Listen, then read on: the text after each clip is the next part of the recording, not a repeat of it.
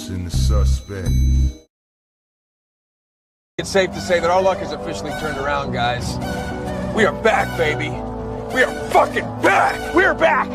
Yeah. Classic. We are back. We are back.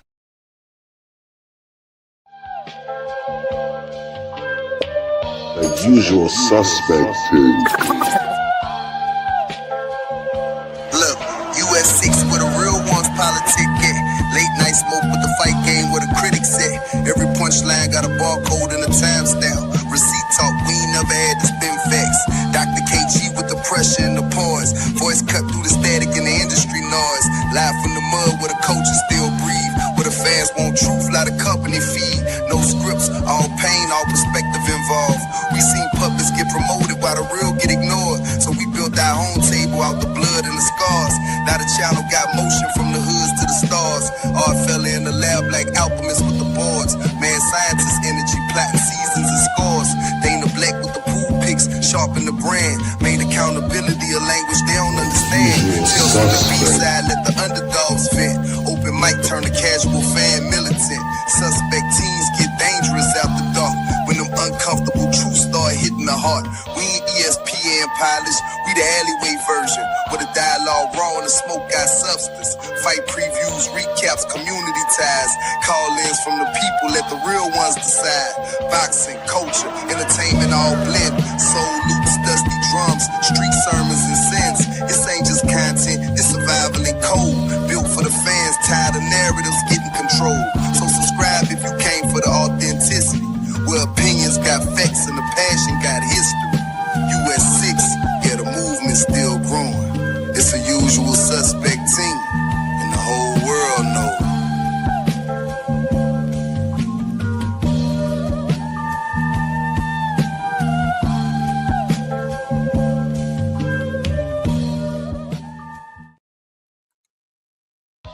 You, we are back. We are back. Welcome back to the US6 Sports and Entertainment Hub. Open mic. The lounge is officially open. I am KG. This is my boy. You know what I'm saying? Your favorite yet your most hated. And we're here. What's up with you, Hut? We are here. We are here. Look here. This ain't your polished panel. This ain't your scripted debates. You heard them. You heard JAI. We ain't ESPN. We from the alleyways. Straight with those raw lines, raw voices, and raw opinions. Straight from the boxing trenches. All y'all gotta do is hit the link in the chat and step on stage. And you'll get your time to talk that uncut, unfiltered, unapologetic. Break down the fight and call out the BS. Hate for your favorite fighter. You know what I mean? But understand, if you was here the last time we opened up the mic, we will, as moderators, give you that smoke if we don't like your take. Straight up and down. So if you ready, yo, that's what it is, bro. I had to, so if man. you ready, yo, hit that link. And if you scared, stay your bitch ass in the chat. You know what I mean? But salute to you. You know what I mean? We appreciate the views. You know what I mean? But y'all know what it is. This is boxing talk with teeth. Mm-hmm. No babysitting. No protections. Just gloves off conversation. Huh? Man. He ain't lying. Bro, if anybody was at the lounge last time, you know what I'm saying? We had yeah. It's a new night. New menu. Some of the same items, fan favorite items, you know what I'm saying, that people can't seem to get enough of. They want more. Mm-hmm. You know what I'm saying? They want more. So tonight we got more, and we got. I'm gonna just ask you now before you even get to the menu. All right, man. What's on the special menu, man? What's on the menu that's unseen? Like the one that was written by the man that write the checks with the hand that don't write. Secret menu things, KG. Eager.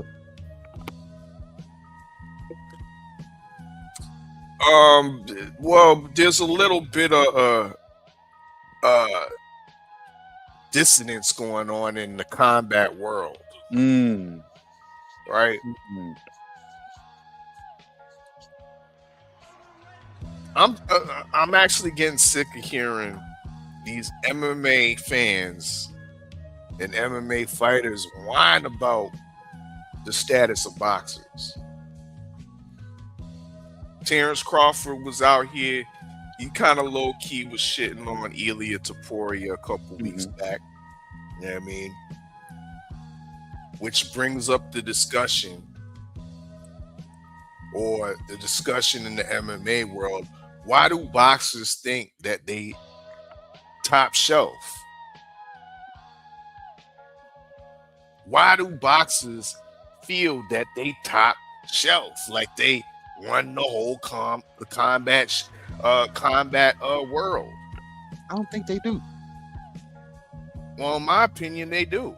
I think they just walk into rooms unbothered and people point out boxers. Oh, you box?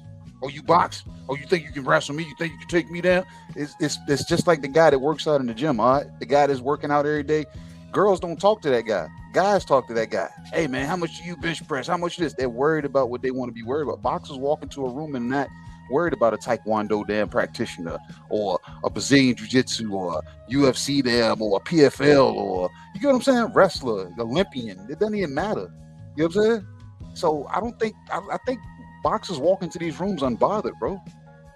I think people are jealous of the damn paychecks that these guys get, so they spark up the damn discern that they have against boxers. Not only the paychecks, KG, I think the notoriety too. Maybe, yeah. Well, you know what I mean? So we'll call that the Bloody Caesar. If you want to, order up the Bloody Caesar. Yeah, that's if you want to talk that MMA talk. If you an MMA fan, you know what I mean, and you tired of these boxers thinking that they top shelf, you know what I mean? Well, the mic will be yours in just a few. That's on the secret menu, y'all. You know what I mean? But we do got the actual factual menu tonight, of course. And like KG said, we have some fan favorites, mainstays. So to start off the night, of course, we're allowing y'all to order up some curry guo. That shit is a staple. I swear it is. It's a staple, for real, though. You know what I mean? Curry guo with some rice and pap. Not no rice and peas, rice and pap. Okay? KG, it is Wednesday today, isn't it? I think so. The last time we was on, I believe we got some type of notification that Clarissa Shields, the GWOAT, was supposed to make a big announcement. Yeah, I mean, I just got home. I haven't been able to really peruse or browse through my timeline or nothing like that. Did she make a major announcement, KG?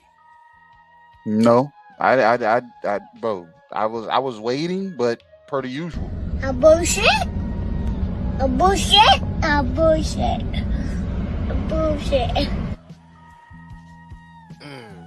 what I got from it. Have we heard some type of a clap back? Because I know Remy Ma cooked her with that one line. I mean, have you heard a return? If it was a bullshit.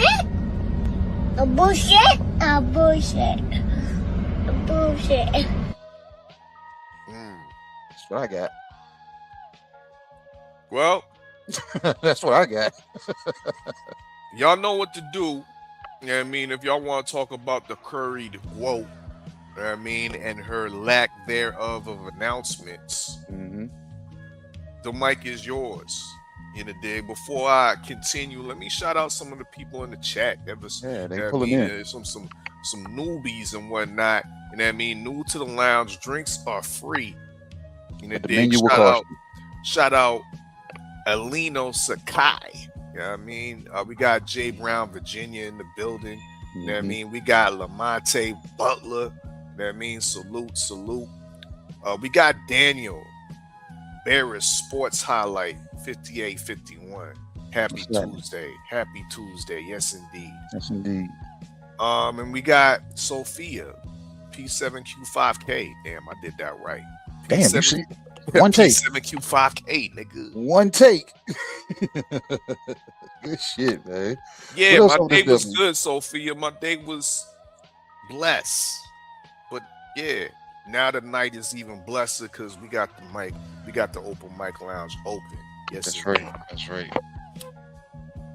What else is on this menu? What's some? I see King's Plate. Oh, damn! You done made Yeah, that. the King's Plate is back.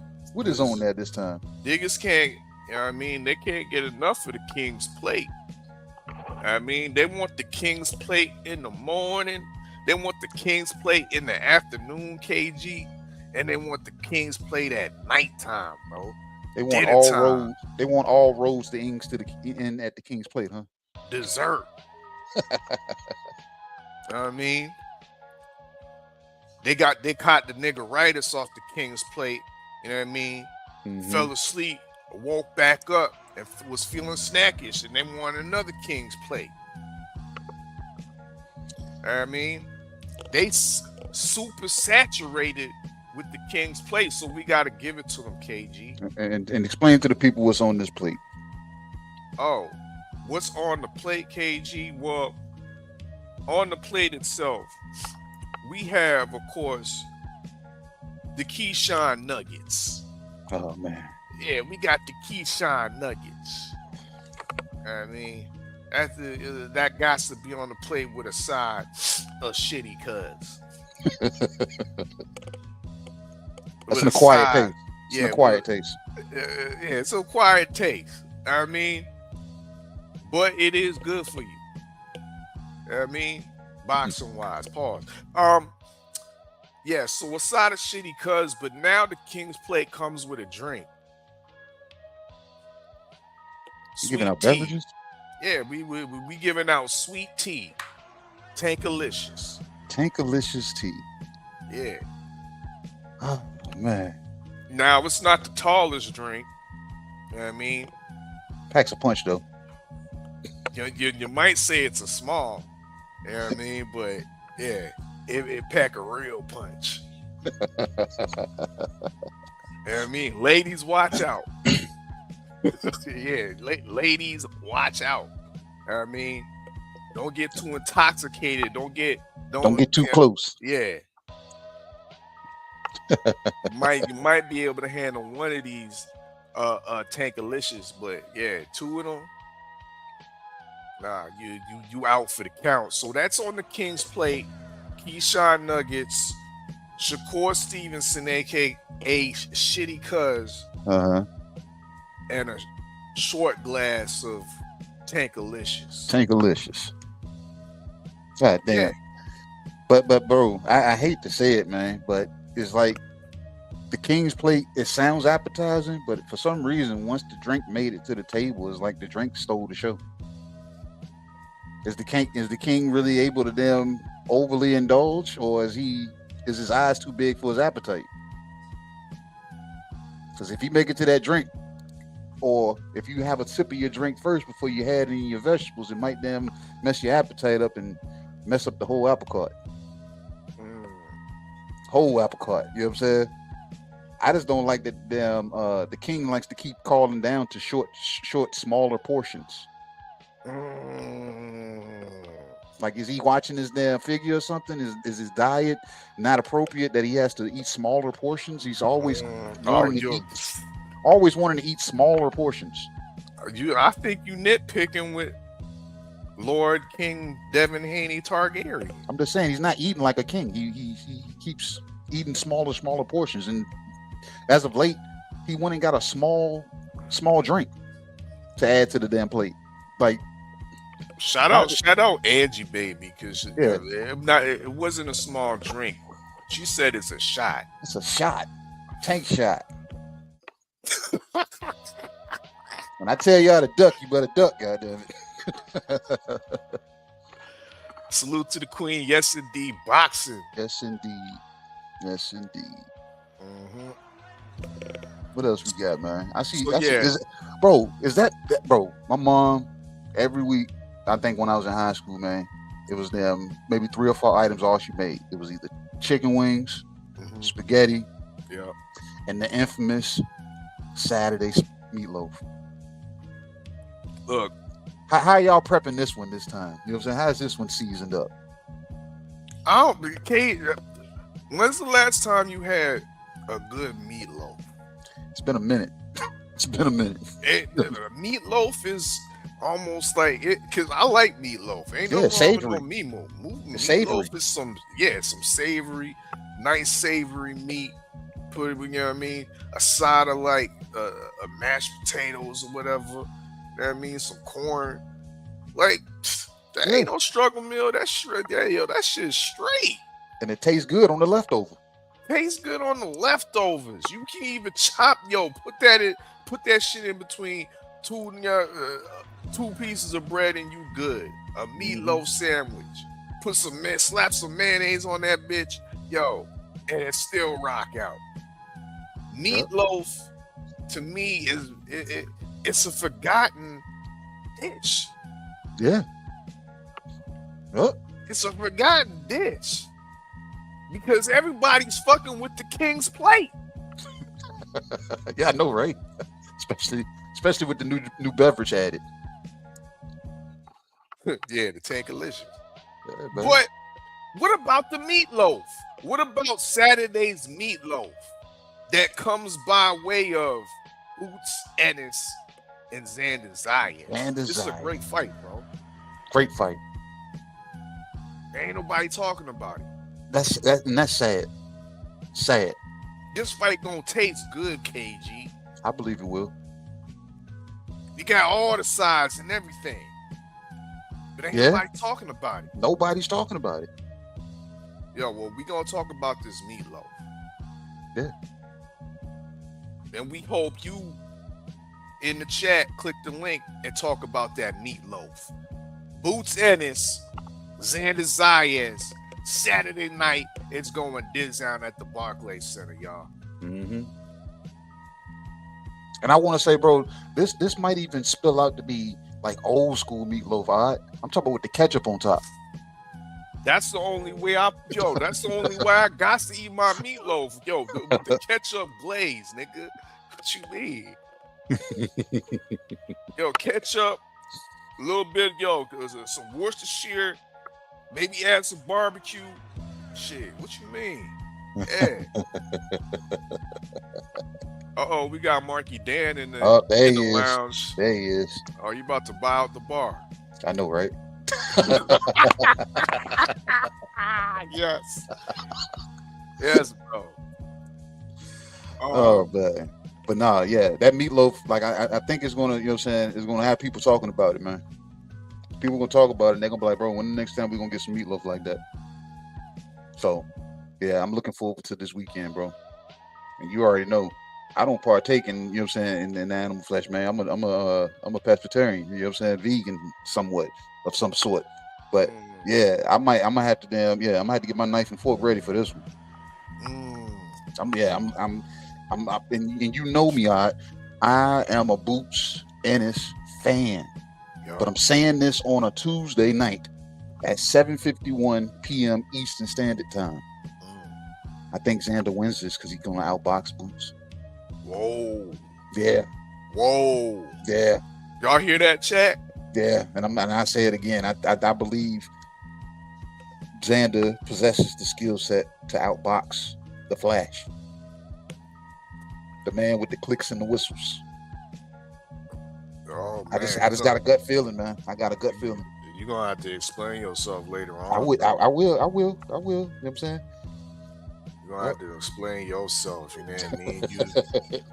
You're contradicting yourself. You're turning into turncoat Tommy. You're turning Nah, bro. against your boy Boots.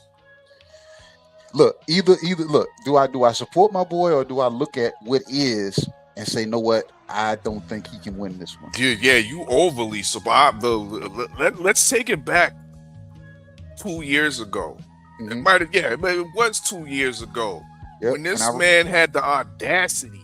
that's right. This man had the audacity to put Boots in the pound, vote Boots in the pound for pound US usual suspect 6. That's right. Based off of projections. Where are those projections now, bro? Look, I'm gonna tell you.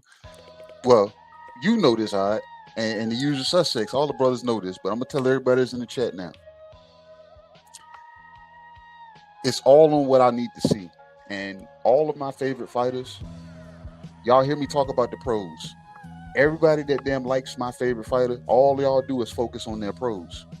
But every one of my favorite fighters, I know their cons. The thing is, I won't point my favorite fighters' cons out to you guys until you guys figure them out, and then we can actually have a discussion about them. But until then, I get to bask in watching my favorite fighters do what they capable to do, but they always come across a bridge that I'll be like, I don't know about this one. You know what I'm saying? And Xander is that bridge that I'm talking about. Like, I think it's gonna be a damn good fight, but I just think Xander's boxing skill set is gonna, you know what I'm saying, help him edge it. He's not gonna hurt Boots. He's not gonna knock him down. He's like, I just think he's gonna be able to outbox him. Because, like, Boots, I say this out loud. Boots, in my opinion, is all about the flash. Boots does not do anything consistent enough to keep Xander at bay, in my opinion. Like he'll be looking for the flash punches, and if he's able to land them, he's gonna damn, you know what I'm saying, pursue and go get some work done. But if he's not able to land those flash punches, bro, the gaps in between that Xander's boxing IQ is gonna pick that up. He's gonna know, especially if Boots is not leading with a jab and trying to, you know what I'm saying, piece punches together. If he's not doing that and just looking for the flash, Xander's gonna be able to outpoint this man. And you can't sit back and just try to, you know what I'm saying, blast damn Xander, because like I said, he's crafty enough. His, you know what I'm saying, his skill set makes him a fundamentally sound boxer. And I don't think Boots is a fundamentally sound like boxer. He can fight. He possesses the skill set, and he has that flash of athleticism. But as far as like fundamentally Boots, no. I don't say, you know what I'm saying? I think Xander, his fundamentals is going to prevail in this fight. Boots is going to look good. He's going to look good, but he's not going to be able to maintain because there's nothing consistent there. He's going to have to hurt Xander, and if he can't, then, like I said, Xander has his way with being able to outbox him, almost kind of like the first Karen fight, but it's going to look better. So it's just like a gut feeling, bro, and I got to go with my gut, man. Your gut is your first brain, not the one that's, you know what I'm saying, trapped inside your skull. You hear it, you feel, wow. Oh, wow. The projections have been busted, people. Xander Zayas wins by decision, says the good doctor. Remember, he has a 77% prediction rate. Start of 79. I thought it was 77. I don't know. We just gonna say 79 because for the sake of me being a champion, goddamn. No. No, he right. You know what I'm saying? But no, it's just a gut feeling I got, man. Like Boots is supposed to win this fight, but I just don't think he's gonna do anything consistent enough to maintain it. And then we've already heard how the tutelage goes in the corner from Bozy. You know what I'm saying? So I don't know, bro. I don't. Salute to TD Sports Talk, you know what I mean? Season 2, crystal ball holder, you know what I mean? Big up, big up. I see Dank Father in the building, in the dig, pull up a seat, you know what I mean? Drinks are free once again. I'm about to post a link in the chat if you want to pull on up. And even this old troll, Yao King Shu, I-10, you know what I mean? You can pull up too. You know what I mean? We gonna give you your your time to shine. If you want to go on your little political rant, But understand, if we don't like you, we gonna give you that smoke, boy. Huh? You sound like you was from this side of the water, damn. All right, that nigga said, boy. Yeah, I don't know what I don't know what's going on, bro. I don't know what's going on. He said, boy, don't play with me, boy. Don't play with me, bud. Yeah, that's Canadian. Oh man, what else we got on this menu, man? I see some bullshit over here, but yeah, Yeah, because once again, I'm gonna show these niggas how you a turncoat, you faking out here, you faking the funk, you talking about you Presbyterian or Presbyterian or whatever the fuck that shit is, nigga. You don't eat no meat, you know what I mean? Well, and you indulge in the greeneries, you know what I mean? The vegetables and the legumes and all that shit. Well, how come you don't fuck with no FIFA salad, bro? How come you don't fuck with no FIFA salad? Because it got olives in it. I don't like olives. Because it got olives in it. I don't like olives. Yep. I ain't in the business to be picking shit out of my salad. I like to just eat my salad. World Cup soccer is showing and proving that it's a real deal sport. I mean, it's a real deal sport. The games have been great. The crowds have been great. The vibes have been great. Mm-hmm. I don't know what it is. I find it just fascinating by how all these Europeans coming into the Americas and Canada and whatnot, and they're just so fascinated with the food. Just all over my timeline, they just loving the food. Even they got a lot of big Japanese contingency going crazy over the barbecue in Texas.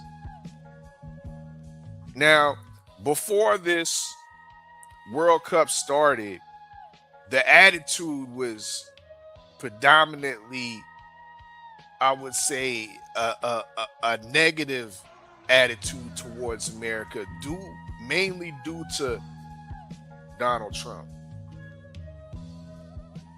But this World Cup, a lot of the Europeans and different people across the world that are now coming in and seeing what America's all about, not on the government level, not on the outside, but when you actually touch down and you smell the air, you know what I mean?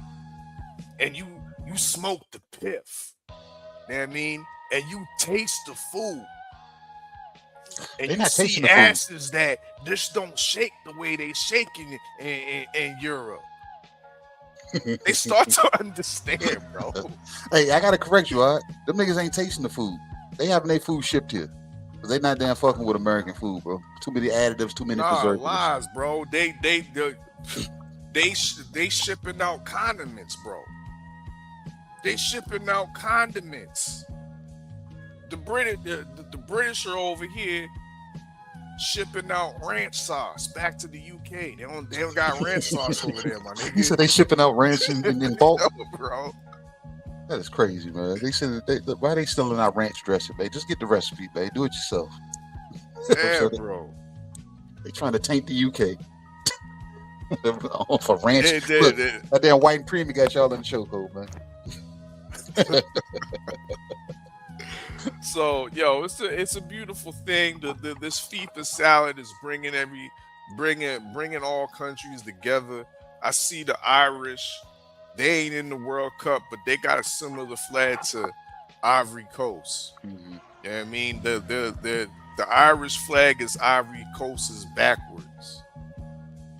So you know what the Irish was doing? They flipping their shit backwards and they rocking with the Ivory Coast. All Irish bars are now Ivorian Coast bars. This is what I'm talking about, bro. Mm-hmm. FIFA salad. If y'all want to come up in here and talk your talk on that FIFA shit, right? My squad, Ghana, could have. They held up with England today. You know what I mean? A draw. That was a bad result for England, but a positive result for Ghana. You know what I mean? And shout out to Juju, man, that put a hex, you know what I mean? You know what I mean? Up on Harry Kane, because yeah, Harry Kane should have scored that shit, but that shit clunked off the post, and we all know why. See, American sports fans need to understand that when you playing African teams, you're not only playing the team, you're playing the Juju man too.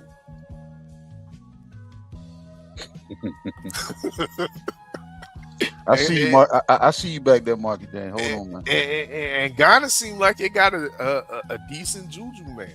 Bro, they came out there blowing dust in the air and all kinds. I don't know what's going on out there, man. I see some of that shit, man. I was like, bro, what my man doing over there, man? That ain't baby powder. Yeah.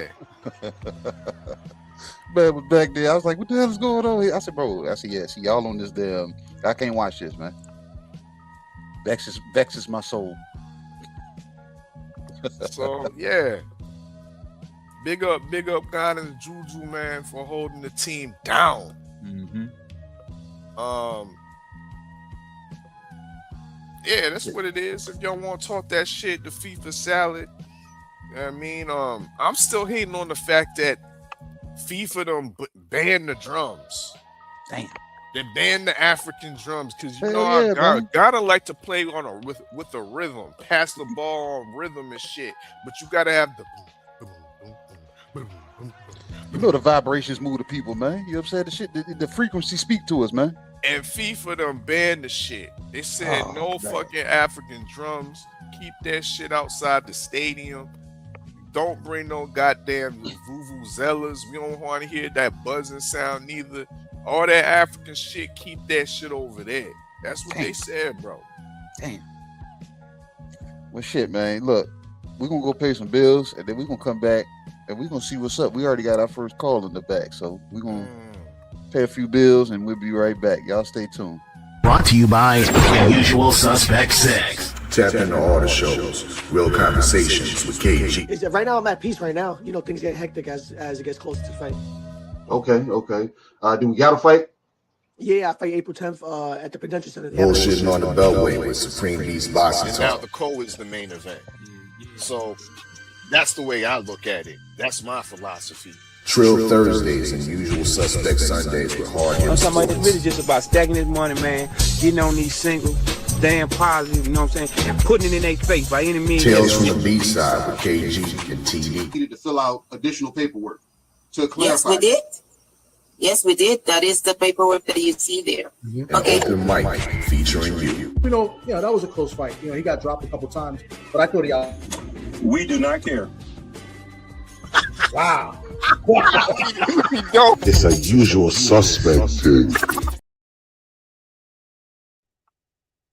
Marky Dan, what's up with you, man? What's up with you? Salutes, fellas. How you doing? What's up, champ? What you got for us? You hungry? You came back. Food must have been good, man. You came back. I mean, I just had some chicken, so no, I ain't really that hungry, but I am hungry for some conversation. Absolutely. What you got? What you got? Turn that down a little bit, KG. I got you. Yeah. I mean, it's been a great World Cup thus far, you know. I'm loving what I'm seeing. I'm really loving what I'm seeing.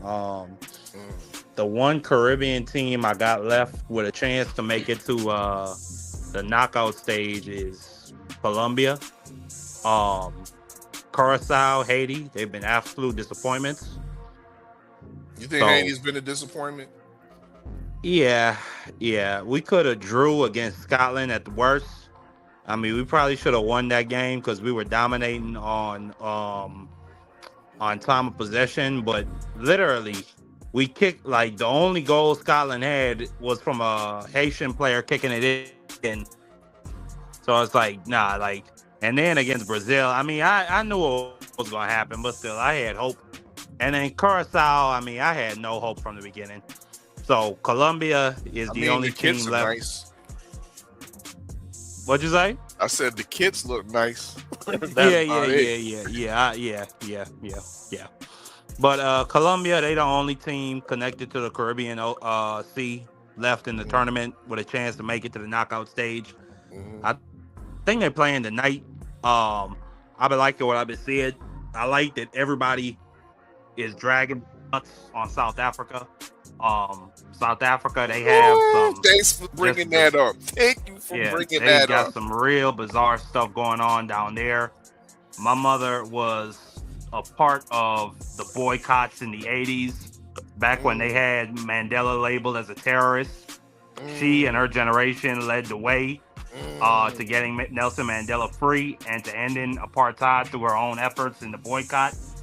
And now it seems like the black folk down there just want to hand everything back to the Afrikaners. So hey, it is what it is. Bro, hold up. Them. Before you say what it is, for the people in the chat that are in the back that don't know what's really going on, can you break it down for them?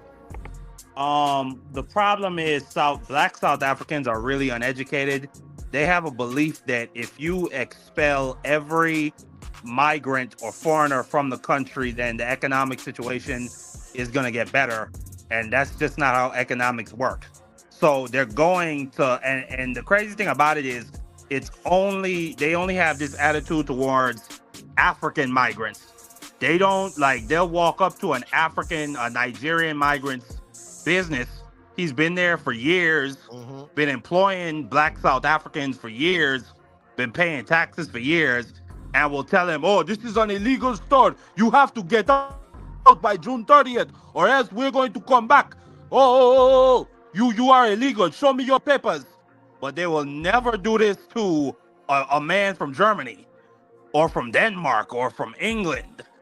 It's only towards the black, the black Africans that move to South Africa. The Ghanaians. Hey, Mark it down. Do me a favor. Hit that note again. Which note? Whoa. Yeah, that's how they sound. You are a thief. You are stealing. How it is that you could be driving a car and I cannot have no car?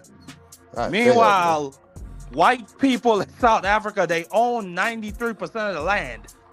And they're 8% of the population. But they don't put two and two together. They just see migrant, black, you have job, you have car. I have no car, I have no job. It is your fault. So I mean, that's it. That is what it is. June 30th. Fuck South Africa. So they saying it out loud, versus here, they say the immigrants over here taking their jobs, but people are just saying it. But there, you're telling me they're going up to the actual people and say, hey, motherfucker, you taking my job. You got a car and I don't. God damn, that's crazy. And they put a deadline on it, KG. Yeah, June 30th. You got a June 30th purge. Damn. A South African purge, my nigga. How somebody with no car gonna tell me I gotta go? What you know what I'm saying? What are you fighting with? You obviously ain't got no tools, no weapons, no nothing. But the problem is they come together in groups. I bet, yeah. And then it's the police, they don't do shit. So it's you gotta leave. They out there whooping feet. Absolutely. Well, no, I haven't seen that. I just seen people talking tough. But listen, man. This is. Nah, I saw shit. niggas whooping feet, bro. Oh man, damn! I ain't see that. God That's wild though. All up and down the street, bro. That's wild, man. I seen they had a Nigerian man. His daughter was sick, little 4-year-old, and they said, "Get out of here! This hospital was built for South African people, and you are wasting our resources." It's it's real sad. I just think education in that country, it must be illegal for black people. But hey, that's their situation. Mm-hmm. They're gonna reap the whirlwind when the white folk take back over. The world will be deaf to South Africa and their problems, and they'll have reaped that. So God bless them in their pursuit of cleansing migrants and whatever. But overall, again, World Cup has been great. Team USA, we've already gotten through. Team Mexico did what they did. Team Iran, we got to see what's about to happen. I ain't gonna lie. I kind of been rooting for Iran because I don't like the Z-Force boys from that country over there. That's to the south of Lebanon. I don't like them Z-Force boys. I don't like Trump either, and I think that would really piss him off. So yeah, I've been rooting for Iran to get through. You also said something. You said that people are coming over here and they're having a better impression of America. I don't think people have lost the love for the idea of America, the land of the free.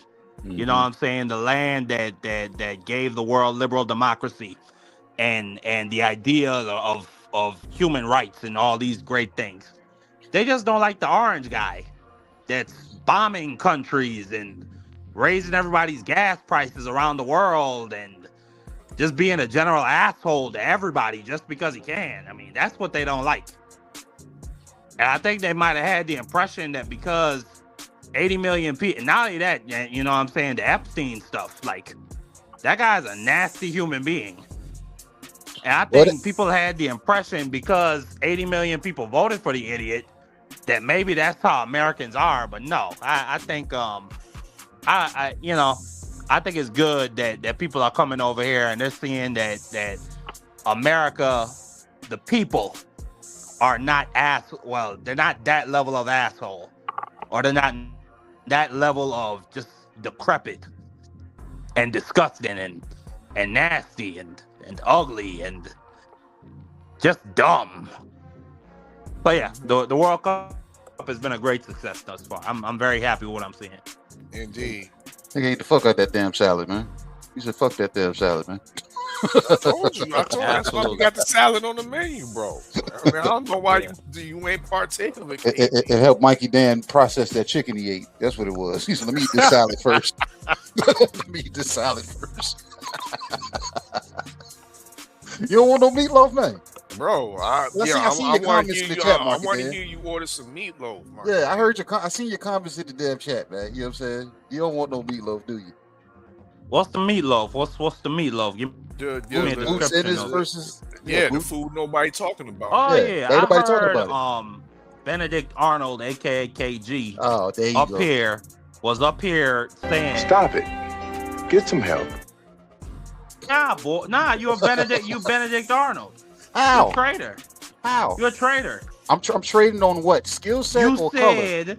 According to the quotes that I heard from Mr. Oddfella, that you put Boots Ennis on the pound for pound list years ago. Yeah. Before he had even interacted with anything resembling smoke. Exactly. Yeah, I did. And now you talking about Xander Zayas? Yeah. A 23-year-old? Yeah. A dude that fought for his first title against for a vacant title against what's that boy named Iglesias? How many fights does he have? What, like 18? No, he has 20 plus fights. And what was Boots at 20 plus fights before he got to 30? Boots at 20 plus fights was getting ducked by Sean Porter. And so that's still not action in the ring though. Well, listen. I'll tell you what. This Saturday, right? The fight's happening this Saturday, right? Yeah. Saturday's meatloaf. Well, this Saturday, I can tell you this: Xander Zayas is gonna get beat to death. Something nasty. Okay. Something nasty. I want to see you back in the lounge. Oh, I will be, sir. I will be. Matter of fact, you want the friendly 50? Friendly $50 bet? Bro, I don't bet with them. I don't bet with you mere humans, man. Y'all don't want to pay the damn y'all don't want to pay the spread, man. If there's a spread, y'all don't want to pay it. What I look like doubling up 50 to 100. You sound like a South African boy. That's what you sound like. That's you peanuts. mere humans. That's peanuts. Mere humans. Bro. Mere human, like I said, bro. That's peanuts. Why would I want to double up to 50? Sir, if there's odds there, I want the odds. I'm gonna need you to pull up to the US6 fight pool when season 4 starts. Man, hold on. That's what Marky Dan. I'm gonna need you to do that, sir. You know what I mean, because KG is our current champion. I'm the actual champion, man. I do this. 77% win rate. Hey, the Oklahoma City Thunder were the current champions. Now they not. No, they were the past champions, not current. Yeah, I'm the current champion. Exactly my point. I'm the current Every champion. dog have his day. That's right, and it's mine right now. It's mine until season 4 starts. It's mine until season 4 starts. When season 4 starts, then I come sit at the table with y'all and let y'all know what it is. You know what I'm saying? But right now, I'm season 3 champion of the fight pool, US6 fight pool. Freaky Dicky Shawalea in the chat. Shawalea. Benitez fought, and listen, I give Benitez his credit. He was a 17-year-old kid. He fought against one of the Petronelli boys, against the Petronelli's son, who was alright. He wasn't nothing special. He wasn't no Tommy Hearns. He wasn't no Ray Leonard. He wasn't even no Pepino Cuevas. I ain't trying to hear that. Respectfully, Shawley IL Freaky Diggy. And then to Angie Baby in the chat, you goddamn right. Me and my friendly 50s. Anybody who want to talk can get a friendly 50 off of me. Or to bet it. But overall, I got Boots Ennis winning. I know you do. I'm not gonna say. Listen, Xander Zayas, he's an listen. I got a lot of respect for Xander Zayas to be this young and to be looking for this type of smoke at this age. You can't do nothing but respect it and salute it. In this age of boxing, where you got guys like No Nut Stevenson, aka Shakur Stevenson, and then you got Grease Boy Davis, aka Tank Davis, who they'll talk, pump fake, shoot some shots off on Twitter, and then never get in that goddamn ring. Xander goes to the smoke. He's trying, matter of fact, he was trying to, the reason he got that WBO belt vacant fight, if I'm just being honest, I'll provide some context just to be honest, was because Fundora ducked him. Fundora, they were mandated to fight, and Fundora said, nah, I ain't looking for it. And the WBA said, give me my belt, boy. And that's how Xander got that WBO strap. Then he looked for the IBF. Got in there with what's his name? Henan Barao? No, I'm thinking of a UFC fighter. What am I talking? Bass Baru, yeah.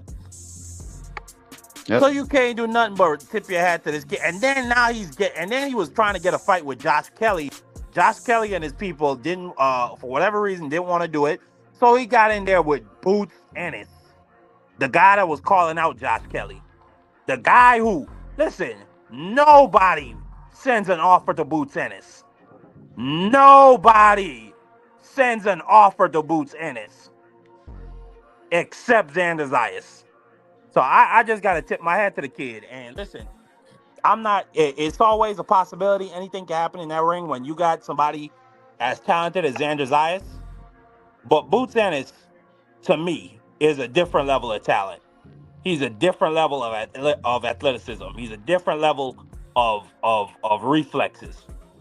And not only that, I think Boots' jab is better. I think Boots has more power. The biggest thing that might be the deciding factor in this fight is footwork. I'll give you that.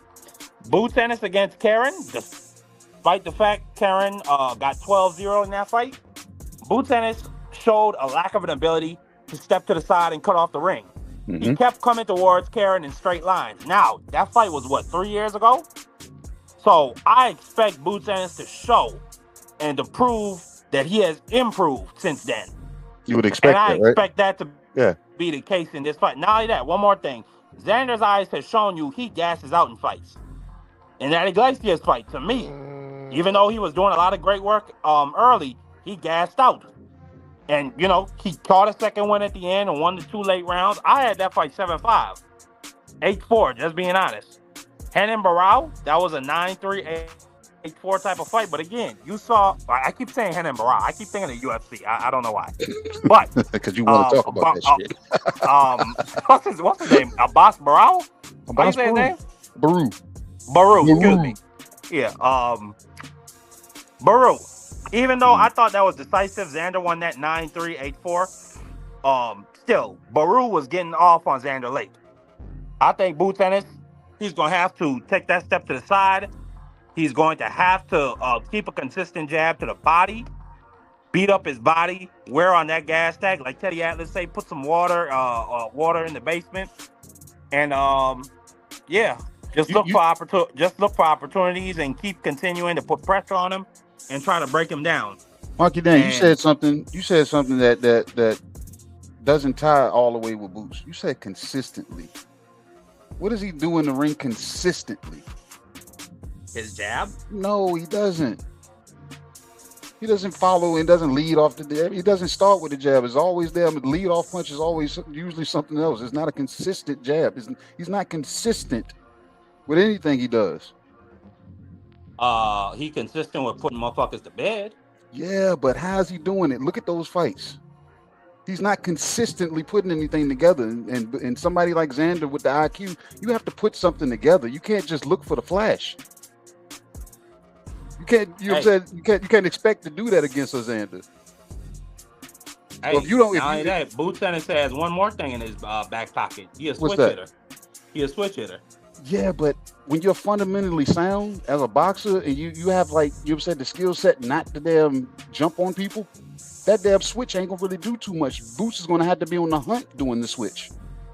You think he's gonna be able to sit back in the pocket? Xander's not chasing him for that to happen. Like I said, we're dealing with a boxer here. Boots is gonna have to be on the hunt.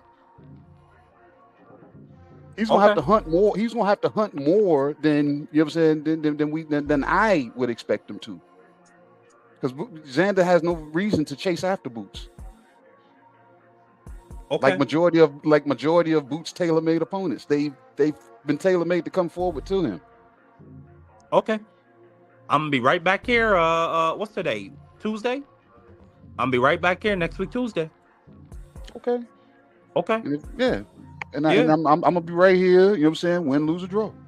Yeah, you're gonna be just like Benedict Arnold after the US kicked their fucking ass in England. I didn't watch that game. Sad. I didn't watch that. I don't see, like I tell you, that salad I didn't partake in. I don't know nothing y'all talk about. Like I was just when our fella said something about the voodoo man, I was like, yeah, I knew that part. And then when you said somebody kicking the goal in the wrong part, I was like, damn, they still doing that? So yeah, I know just as much as y'all just told me. You know what I'm saying? So it don't make me no talking about the traitor. I'm talking about the traitor turncoat General Benedict Arnold during the Revolutionary War. I know that's what you you talking are about right now. You are Boots Ennis fan. Now you jumping on the Xander Zayas bandwagon because at the key moment. Because I don't think Boots possesses the skill set to beat Xander Zayas, and there's nothing wrong with that. Okay. If my guy and I don't feel comfortable with him getting into a fight, I'm gonna say, all right, fella, let's take the ball and go home, man. Because I'm not gonna let you get in this fight. This nigga gonna whoop your ass. You know what I'm saying? Let's go. You know what I'm saying? And if he stays, then he stays. That's not damn turncoat. I was there using hindsight. Just know this. Just know this. I ain't never letting you get back on the train if and when Boots Ennis puts belt to ass and gets 2 belts strapped around his waist. I ain't letting you live it down. You ain't got to, because I'm gonna celebrate Boots if he wins. I'm like, good job. I ain't gonna let you do it in peace though. Good job. And I purposely pull up everywhere you at just to damn help you out if you want to facilitate that to the people. I got you. Absolutely.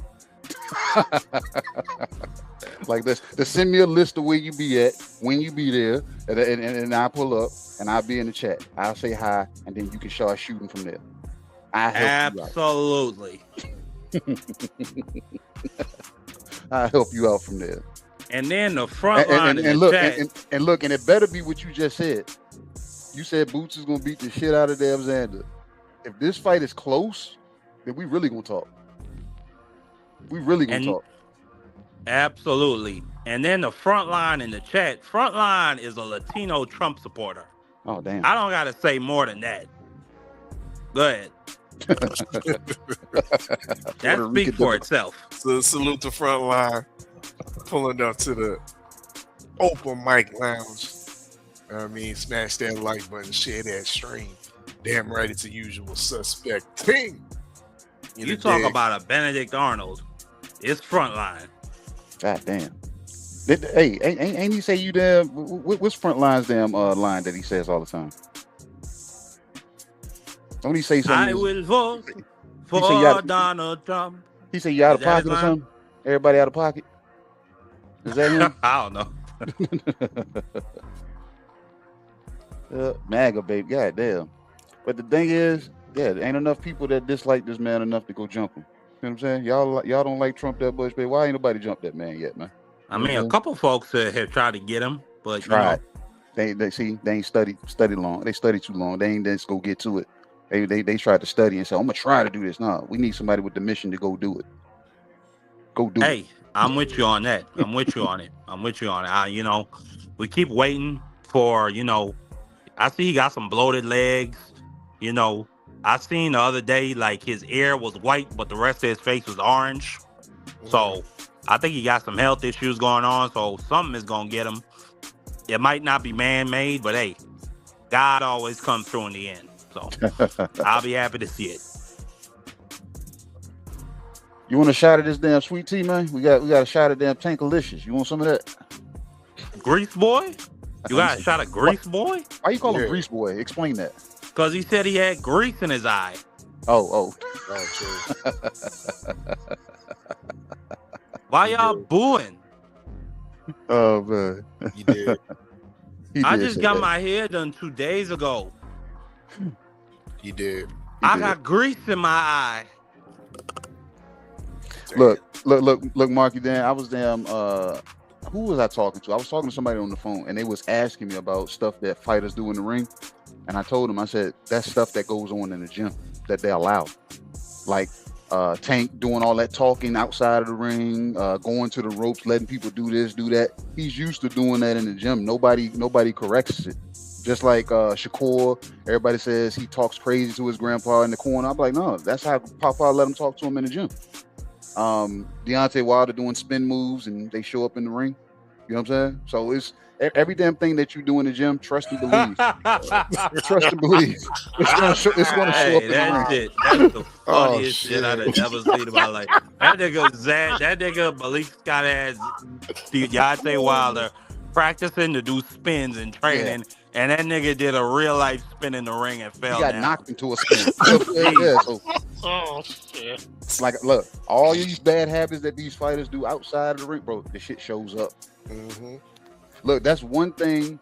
Look, I give Devin Haney, and I tell people, I said Devin Haney is a drill fighter, and somebody said, what does that mean? I said that's somebody drilling certain punches into you that your body responds to it whether you're thinking about it or not. It's like it's just a reflex now. They've drilled it into muscle memory. You know what I'm saying? And straight right hand. I don't see bad habits in his gym when it comes to when they're drilling certain things. They don't let him play around. He ain't in there with no headgear on, shoes untied. You know what I'm saying? He ain't talking over here, talking on the phone, kissing on this person over here. That shit shows up in the ring, whether people realize it or not. I don't care if your damn trainer is damn Buddy McGirt, Ronnie Shields, or fucking damn Teofimo Senior. It doesn't matter. Whatever bad habits your trainer allows in camp, the shit is going to show up in the ring eventually. And it's usually at the wrong time. That's why Tank was fine taking a knee, because he was just like, bro, I got something in my eye. He's used to doing that, and they allow it in the gym.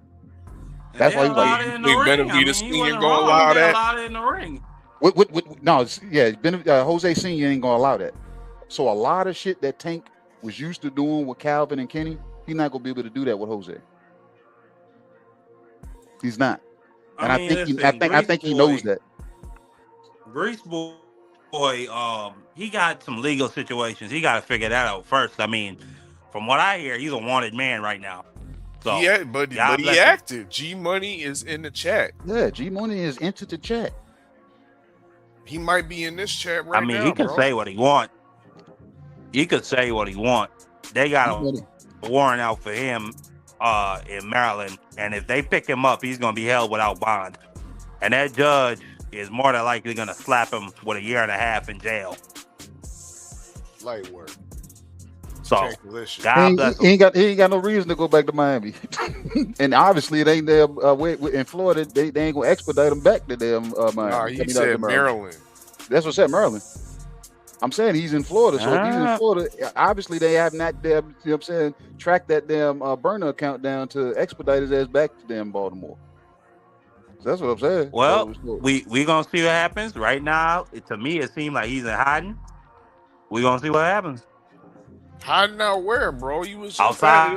the I mean, Benavides gym. outside of just at the social gym. media, he's in hiding. He was just at Benavides gym. He been acclimating in the Benavides gym. For I the mean, last shit, you couple could weeks, bro. get in and get the hell up out of there quick. It ain't like the police know he gonna show up there. What they do now, everybody know he's working with Jose Benavidez Senior now. People know that. And if Tank is Tank that they damn searching for, they got somebody with their ears to the street watching social media. Okay. They can go get that dude. They can go get that dude when they need to. They know where he at. They know who GMoney is now. Yeah, they know who GMoney is. Okay. Yep. G-Money G-Money showing you. G-Money showing you he ain't the crackhead that damn Bill Hader said he is. It's a crack baby. You know what I'm saying? He said, "Damn, G-Money." Well, it's funny. Devin Haney GMoney don't had say a no crazy Father's Day post about Tank and his mother. Yeah, that was wild. I ain't like that. Yeah, that was. Yeah, that was just outrageous. But from their perspective, Tank started it by posting that shit. Because, I mean, Dev was leaving Tank's name alone for a while. You said Tank started it how? Because Tank posted a picture on Father's Day of Ryan Garcia standing over Devin Haney. And I think Tank said Happy Father's Day to Dev and Ryan. No, and then Dev came back and ethered that nigga. Yeah, I don't think that's what triggered it. Bill was saying something, and then Dev said something, and Tank said something, and then that's when Dev put out the picture of his mom. He said, "I'll post his dad since he's not gonna post it." And I'm like, bro, that's like, what was that even necessary? You know what I'm saying? Hey, disrespect is disrespect at the end of the day. Yeah, and then you wonder why damn, you know what I'm saying, y'all done got his attention. You say Grease Boy this, Grease Boy that, but Grease Boy then jumped in the damn chat and everybody has damn stopped what they were doing to pay attention to him now. Hey, firstly, we gotta see if they gonna actually make the fight. Is Grease Boy gonna come up to 143, 142? Grease Boy is gonna damn go wherever he says. His mama out like that? Well, Devin Haney ain't coming down to 130. Devin Haney want to fight. Devin Haney ain't coming down to 137 for that nigga. Bill I know want that. to fight. Bill want to fight. Cause you can't even damn talk about it now because he was everywhere talking about Shakur, everywhere talking about Keyshawn. He gets there today and he's on the Boxing Voice saying what? I ain't come on here to talk about that because you know what I'm saying, we're working it out right now. So they're working something out, Marky Dan, that he can't even say out loud, Mr. Braggadocious himself. Mr. $100 million man deal himself, all of that. And he's saying now I can't say anything because the way PBC functions, I can't talk out loud right now. So yeah. So they're working on something, Marky Dan. Take Alicious wants to fight. Yeah, and Dev is willing to concede to whatever he's asking. On his mama. On his mama. He's made it clear. Literally. Hey, I'm your daddy, damn Dev. You're not gonna show up at 160. If they make the fight good, I don't got no faith in it. Yep. I think they're gonna make this fight for 144 pounds, the way damn Shakur was gonna do it, but he's gonna put a rehydration clause on Dev. Can y'all turn down the music a little bit? Just a little bit. Just a little bit. I turned it down. Nah, you ain't no cowboy up in here. The DJ is playing the goddamn music, man. That level's right, bro. I don't know what you talking about. You need to low down the music in your headphones. Yep, this shit low as hell. But yeah, so if Grease Boy, as you say, is able to come in and utter words, and people don't even know if it's really him because when you read the damn tweets, they got proper damn grammar and pronunciation and punctuation on them. So y'all fell for that shit. It don't take much for them, you know what I'm saying, the Haneys to change their direction. They instantly shifted over. Oh, GMoney is in the damn chat. Yeah, he has entered the chat, and y'all want parts of that. I'm calling for small food now. Devin was excited. Hold on, let's say I'll be back. I'll be right back. Give me one. He said, take Alicious grew some nuts. We might actually get a fight. Mm-hmm. You can see the high pitch come out just in the X tweet. Exactly. Oh, okay. I hear y'all now. Can y'all hear me? Yeah, we can hear you the whole time. See, we heard you loud and clear. clear. Y'all hear me? That's what I'm talking about. It's on you. You complaining about the beat too loud and you can't even hear niggas, dog. Yeah, we heard you loud and clear. Yo, you got your headphones from South Africa, sound like. I know, right? Yeah. 1 second. I'm gonna come back on the browser. Give me 1 second. Please do. Please do. Where the African clip at, KG? Do me a favor, please. Get out of here. Get out of here, man. Shit, I'm saying. Shit, I'm saying. I'm saying. Hey, yo, Back, big man. up, big. I'm Big back. Dre. I'm back. Shit. Marky Dan's back. You know what I mean? Let's get it. Let's get it. Yeah. As I was just saying. Yeah, so like I said, man, your boy was doing his damn ring around the rosy on the chitlin circuit, pulling up to everybody's channel, speaking his piece, but for some reason the piece couldn't be spoken today. He was like, "Oh, I can't talk to you. You know what I'm saying? You already know what it is, man. You know what I'm saying? We're working on some things." Yep. Really? Hey, really? they make Mr. the fight Braggadocious? good. They make the fight good. They don't make the fight. Hey, it is what it is. I didn't have no expectations on the shit any goddamn way. Grease boy Davis don't have the, or excuse me, let me not say he don't have the nuts. He hasn't demonstrated the nuts that he want to fight the Devin Haney's, the Shakur Stevenson, who I also think doesn't really have too much nuts to speak of. So hey, if he make the fight good, like I said, if it don't happen, I didn't expect it to happen any goddamn way. Hey, chop cheese top. Wait, are y'all only allowing one person up at a time? Yeah. It's one Oh, mic. I didn't know that. One mic. That's how that Yeah. worked. Yeah, we let you do your thing, you know what I'm saying? And Thomas said you hogging it up, man. He said get the fuck out the way. No, I'm playing. Well, I don't listen Y'all to chop niggas pull cheese up. eating. Y'all niggas pull Yeah, up. as y'all pull up, I kick them off. Ain't no Actually, big deal. there is a backstage to this. Yeah, it's a y'all. backstage. Y'all can hang out until I get to you. I don't listen to chop cheese either, so hey. I mean, link is in the chat. Yes, Marky yes. Dan, go ahead. You know what I mean? You got yourself some of the FIFA salad. You cooked on some of the King's plate. You got some meatloaf. What about the curry glow? Have you heard anything? Have you heard anything? A special announcement, a big announcement. Big announcement. For her big next fight. Have you heard a clap back? Because she did once again get cooked by Remy Ma. No, I didn't hear it. Well, what was said? Oh, and that's why I'm asking you. Have you heard a clap back from Clarissa Shields? Got some feedback on somebody. I mean, I don't listen to that broad half the goddamn time anyway. I mean, Turn your phone down, why Mikey would I Dan. want to ruin my dinner? Why would I want to I'll just be honest. Curry gloat, it make me run to the bathroom. I don't really enjoy it too much. So no, I haven't heard nothing coming out of that direction. Oh man, he said, man, he ain't heard that, man. You know what I'm saying? She said she had big things going on, man. Big things. But all I heard was A bullshit. A bullshit. A bullshit. A bullshit.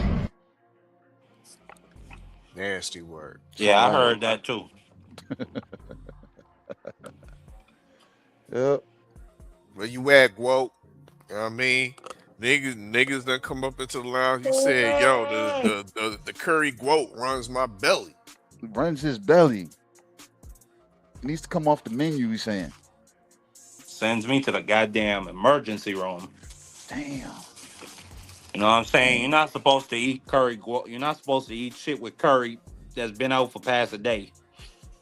Unless you drink a probiotic.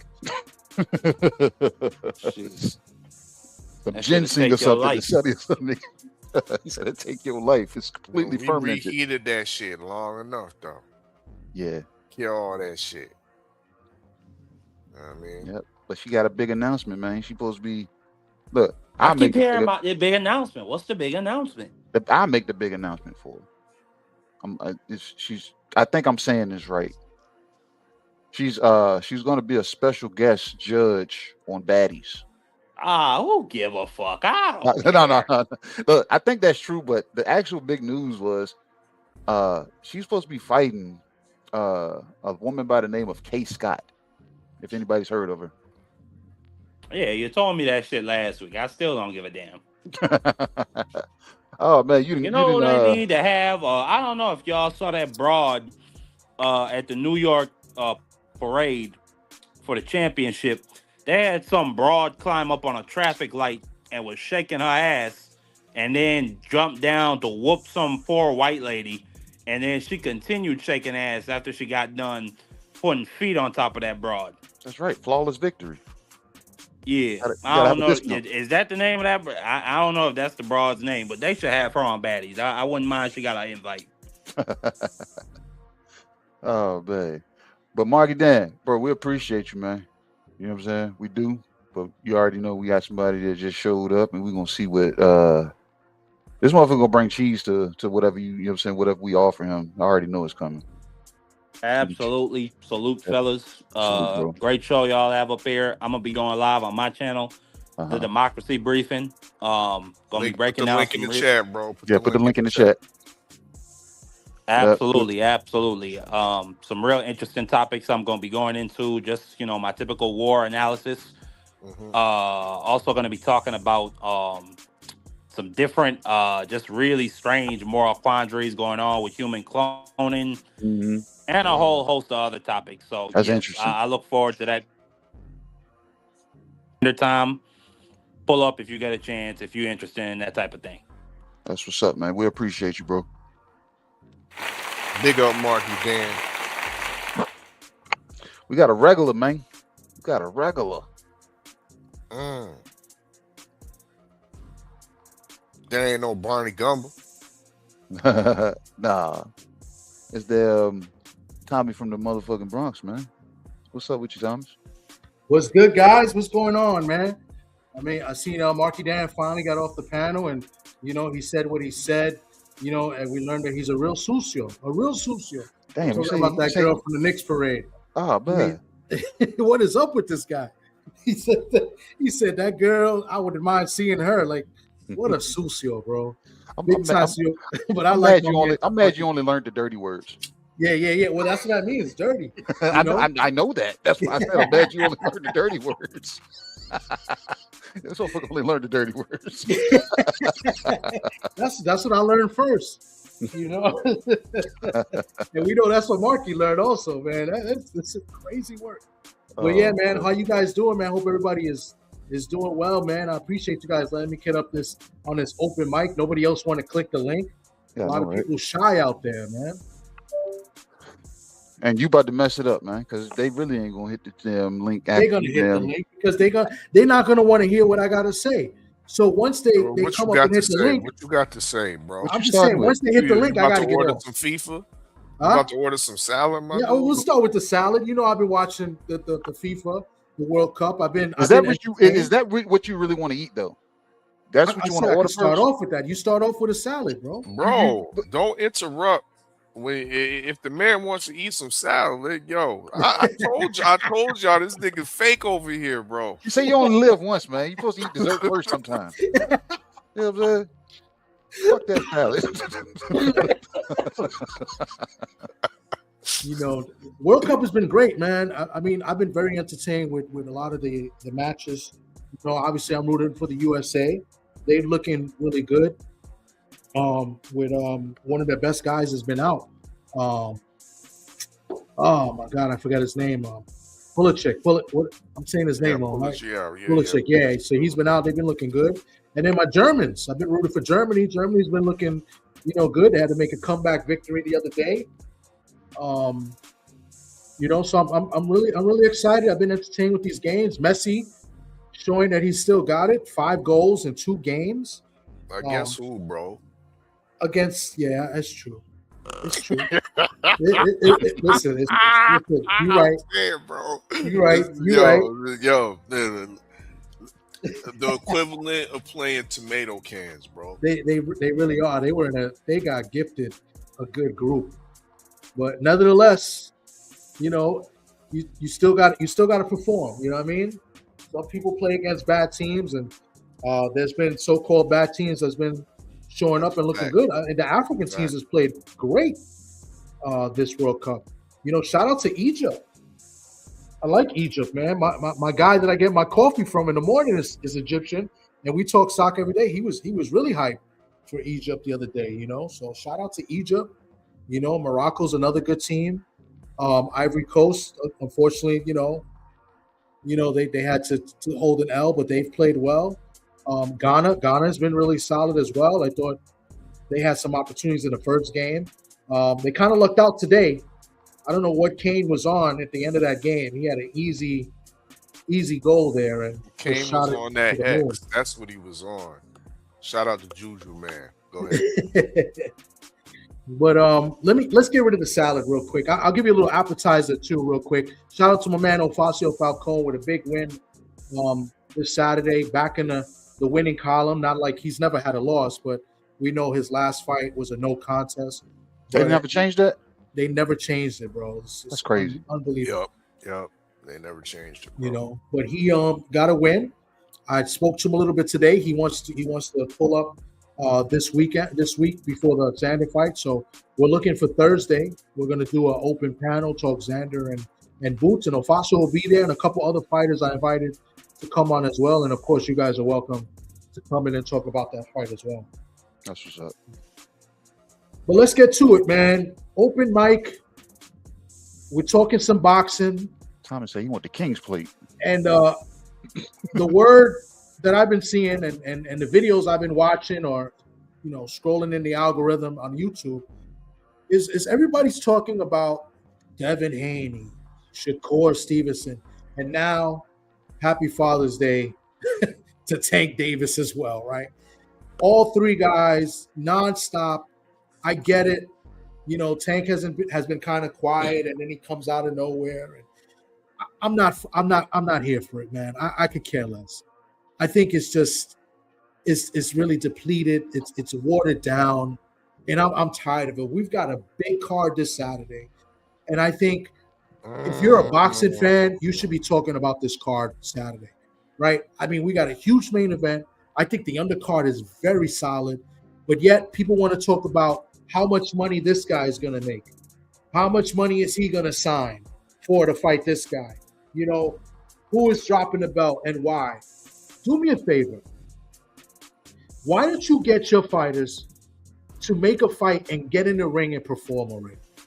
These guys have been inactive for a long time, with the exception of Shakur Stevenson, right? Shakur Stevenson just fought. He just moved up in weight. First fight at 140, became ring champion, right? The Ring Magazine belt, right? Won the WBO title. First fight at 140. Hold on. Put a name on it. Put a name on it, TD. Who's been inactive? Who's been I'm going to get to it. I said with the exception to Shakur, who's been active, right? He's the most active of the three, right? He's fought January 31st, right? So like, you know, it's about almost 6 months now. But you have other guys. You got one guy in Tank Davis who hasn't got a win, not just one, but 2 years. Look at the numbers. He's been inactive for over a year, and he hasn't got a W in 2 years. The last fight was a draw. 2 years. I don't care what Tank Davis is doing or about to do. He has a mandatory right now. Is he trying to make that fight with Kid Austin, or is he trying to now all of a sudden get a fight with Devin Haney, allegedly? I don't care. I'm tired of the back and forth. Let me see what you could do with these hands. You know what I'm saying? Get in the ring and get a W. Do something. And then Devin Haney hasn't fought since November 22nd. If I'm wrong, tell me I'm wrong. Maybe I missed it by a day or two. 21, 20th, but November 20-something, he has not fought. That's working on 8 months of inactivity.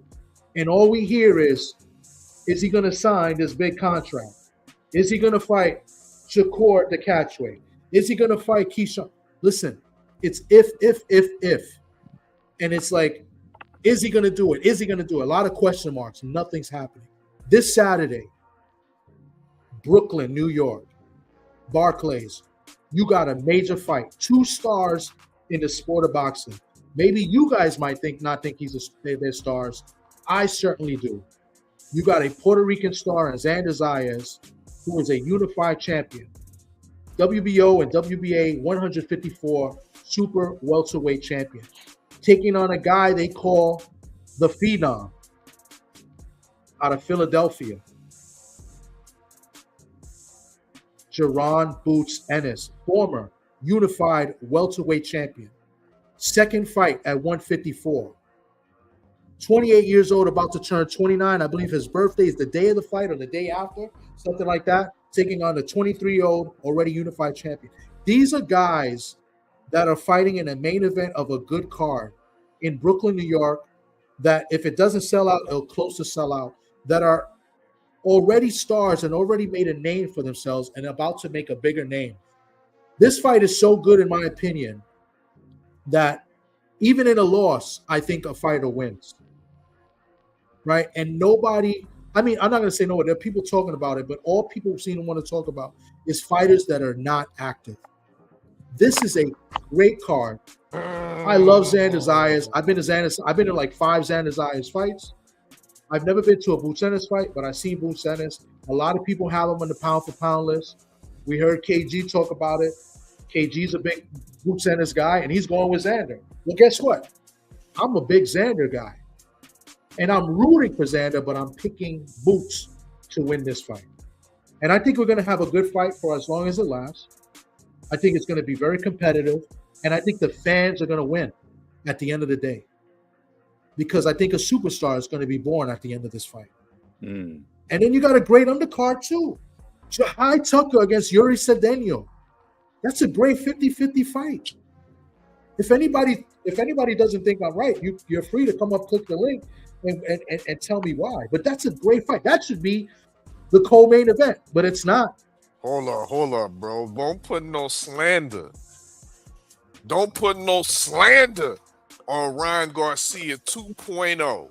Emiliano Vargas, bro. What you mean, dog? He's the co-main event. He's deservedly the co-main event. I'm not too sure about that. I think Jahai Tucker and Cedeno is a better matchup.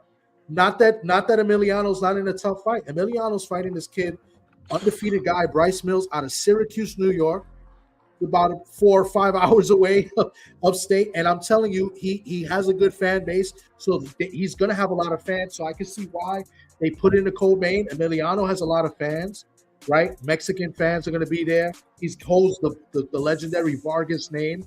His father, Ferocious Fernando Vargas, right? So I can see why they put a co-main event. Bryce Mills, undefeated, very worthy opponent. I will give you a little bit about Bryce Mills. I think he's a little bit of a dirty fighter. He also has a little bit of an MMA background. He won a fight a few fights ago against I forget his first name. Aponte is his last name. What's a little bit dirty? What's a little bit dirty? A little bit dirty. He won by knockout, and it was a forearm, not a punch. That's if a you little watch bit dirty. The replay, I have it posted on my channel. Was that blatantly dirty? Forearm, an elbow. Is that blatantly dirty, or is that a little bit dirty? I believe it was blatant. Yo, but I never heard you speak on David Benavidez like that. Yeah, but that.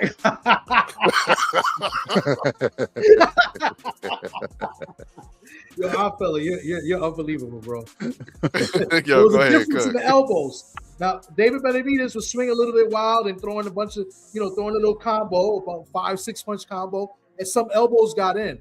But this one elbow, I believe, was a MMA style elbow, strategically and landed perfectly. And I believe because of his MMA background, I believe they work on this. I think this is something they know how to do.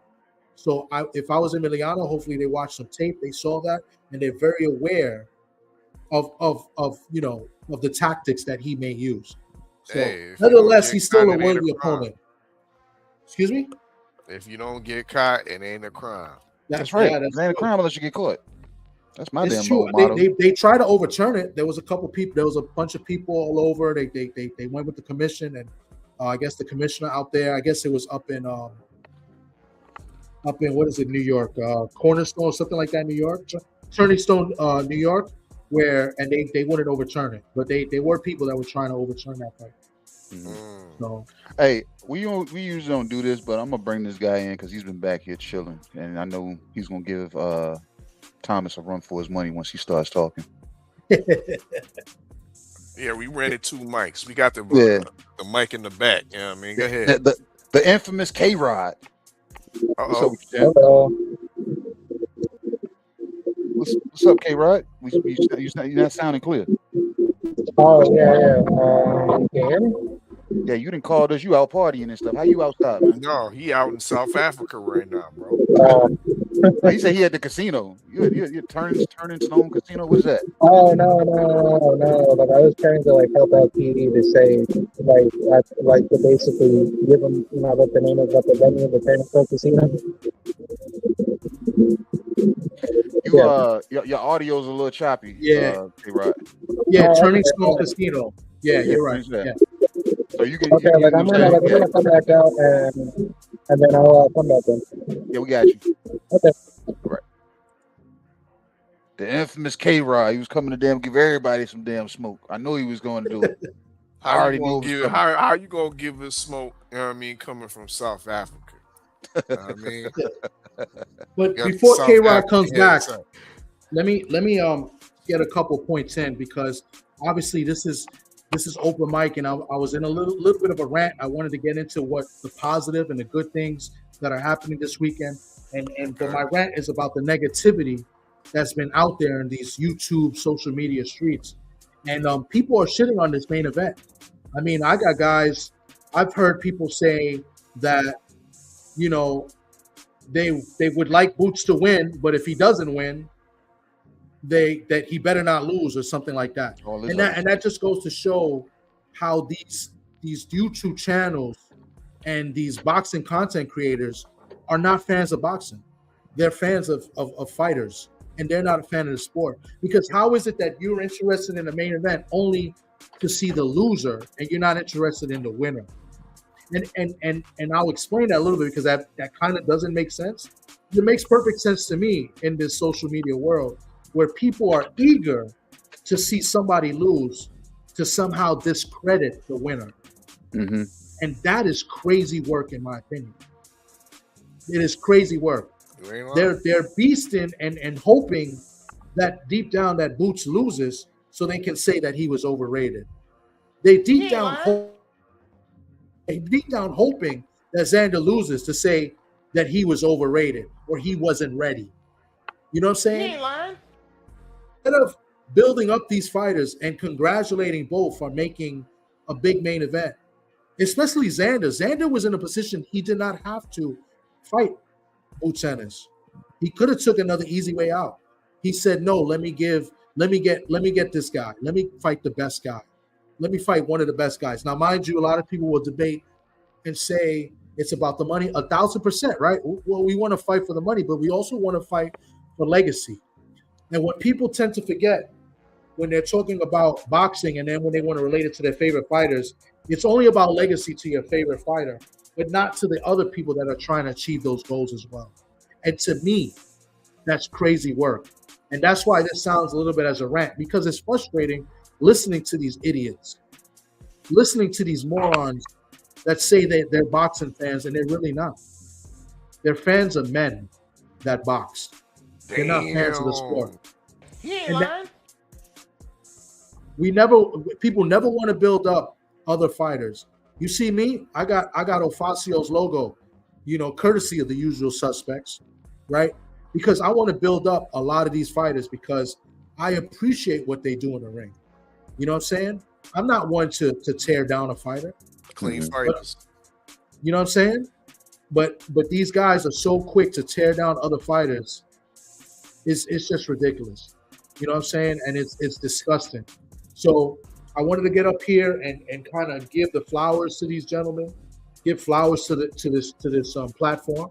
Indeed. And just praise these fighters for doing the right thing, and to continue building up the sport that we love. You feel me? So I know K-Rod wants to come up here and say a few words, so I'm gonna just I'll just go on mute for a little bit until y'all want to cue me in, or y'all can kick me off. But I definitely appreciate this opportunity. You guys need to come up and click the link. If you guys are ghost watching or ghost listening, come up here and debate me on this, or challenge my statement. But I already know you're not going to do that, because just like the way you support your favorite fighters, you're not going to do that. You guys are clowns and cowards. Peace out, guys. I'll just go on mute. We appreciate you, Thomas. K-Rod. What's up, Yes, champ? sir. Hello. Can you hear me? Yes, sir. We can. Ooh, he's no All longer right. in Africa no Yeah, longer. you made it back to the New York Go. State side. Let's go. What you got, K-Rod? You see what's on Yeah. the menu, right? You Yeah. need me to explain? You want us to run down the menu for you? Yeah. I mean, go right ahead. You know, like I like to, you know, like what, well, like I like to know like what's going on. Got you. Go ahead. Go ahead. Oh, the appetizers, the light work, FIFA salad. You know what I mean? So if you want to cook on, if you're a soccer or a football fan, you know what I mean, you can definitely cook on that. What you've seen in the World Cup tournament thus far. We also got Saturday night's meatloaf. Meatloaf is a dish that me and KG love, but it's not often talked about anymore. You know what I mean? It's been forgotten, and this is how we feel. The Boots Ennis versus Zayas fight. It's a great tasting dish that's been forgotten. So we hope you can cook or order up that, you know what I mean, and speak on how you feel the outcome of that fight's going to be. If you have any other observations, like me, myself, I'm wondering if your boy Zayas is going to make weight. Because once again, the man look like a light heavyweight, in my opinion. Should be fighting David Benavidez, but hey, you know what I mean? That's for another show. You know what I mean? But we also got the King's Plate. And what is the King's Plate? The King's Plate is a plate fit for a king, such as Devin Haney. So on his plate is Keyshawn Nuggets, you know what I mean? Of course, you know what I mean? You got to have a little bit of Keyshawn Davis. You have a side of Shitty Cuz, a.k.a. Shakur Stevenson. And now it comes with a drink, K-Rod. It comes with a drink, sweet tea, a.k.a. Tankalicious, you know what I mean? But it's a short shot. It's a short shot. Shout out Angie, baby. You know what I mean, for correcting. Yeah, it's a short shot, you know what I mean, but very powerful. So if you want to cook on those three side dishes or dishes on the King's Plate, please do. We also got the go-to that might be soon to be off the menu. You know what I mean? So it's a limited time only. We got the curry guo. We've been waiting for the announcement of Clarissa Shields, and we've got nothing. We got A bullshit. A bullshit. A bullshit. A bullshit. I don't know if you heard any type of news from Clarissa Shields on her big announcement, upcoming fight, but if you did, please let us know. Okay. That's All the right. menu. That's the menu. All right. Yeah. I will definitely start off, you know, from the very beginning. For FIFA, I'm a very, very big soccer fan. I've been watching soccer ever since I was a little kid, pretty much like around at the same time when I started watching boxing, along with the NBA back in, I want to say, like the late 90s, heading into the early 2000s.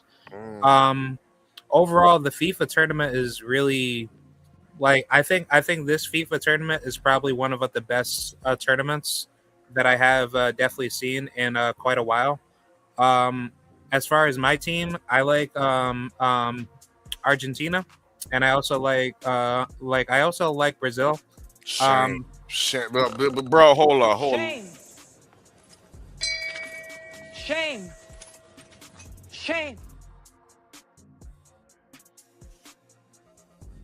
But go ahead. I said, you know what Argentina's done to black folks, bro? Oh But yeah, go yeah, ahead. yeah, Cook yeah, up, cook yeah, up. But yeah. Like yeah, I you understand. got it Like with I understand. Argentina. Like, Okay, we see yeah. where you stand, K-Rod. Well, I'm not standing for that. Like I'm only saying that I like Argentina, like, you know, particularly for Lionel Messi. That's all. Okay. Yeah. Cook up. Go ahead. Yeah.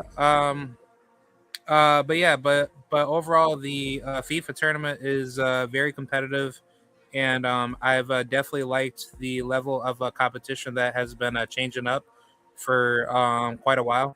And I think for this particular tournament, there's a lot of great, up and coming teams that are getting a lot of, I should say, bigger shine, especially teams like Haiti, teams like Morocco, teams like Egypt. I think overall, it's really good to see that the competition pool is getting a lot, a lot stronger. Specifically for the Team USA, I think like America's doing pretty decent, but I was never really like a big Team USA guy because I think most of like America's top level athletes are not really committed into soccer. But if that were to be the case, best believe I truly believe that the US would be like a top tier team already. But it's just like for the most part, like soccer's not heavily invested to like build up those high level household level names.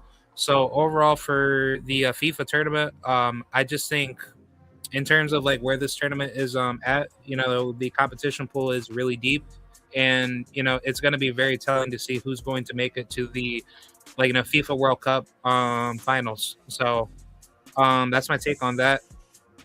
And then for the second topic, for Xander Zayas versus Jerome Boots Ennis, I think this fight is going to be a measurement of fundamentals and discipline. I think when it comes to discipline, I got Xander every single day. I think Boots is good for what he can show. He's only good for heavily displaying his skills up against competition that he knows he can beat. But compared to Xander, he's been in some good battles where, yes, I will heavily criticize Xander in terms of, he was with Top Rank, to start his career. And Top Rank, how should I say, the matchmaking has been designated to give their fighters fights where they can be in positions to win. But when you look at the level of competition that Xander has been moving, to me personally, I think Xander has been moving a lot better in terms of slowly, developmentally building himself with the right level names compared to Boots. And I think, specifically when it comes to 154, he's at least been facing some decent level competition to keep himself, how should I say, I want to say more heavily seasoned with the top tier level guys to give him that world title level preparation. So compared to Boots, I think Boots is good, but in terms of where he's been by beating lesser, I should say lesser opponents, it doesn't really scale to where he's at right now. And I think a really good point that Xander had said in one of his previous interviews, I think it was on the Brian Custer show, but he basically compared Boots at 23 compared to where Xander's at, right now. Xander was basically saying Boots wasn't really moving his career to where he should have been at, which at 23 years old, he could have been a really top tier level talent to be unified and possibly undisputed a lot faster. So yes, I understand Boots is a very good fighter, in terms of yes, everybody was hyping him up. He was supposed to take over. He was supposed to go after Crawford, go after Spence at obviously, at the very top at basically he was supposed to be at the very top of the welterweight division. But even though he wasn't giving he wasn't getting those particular opportunities, what he should have done to keep himself, at least, at that level, he could have definitely moved up to 154 a lot sooner compared to Xander, where You ain't lying.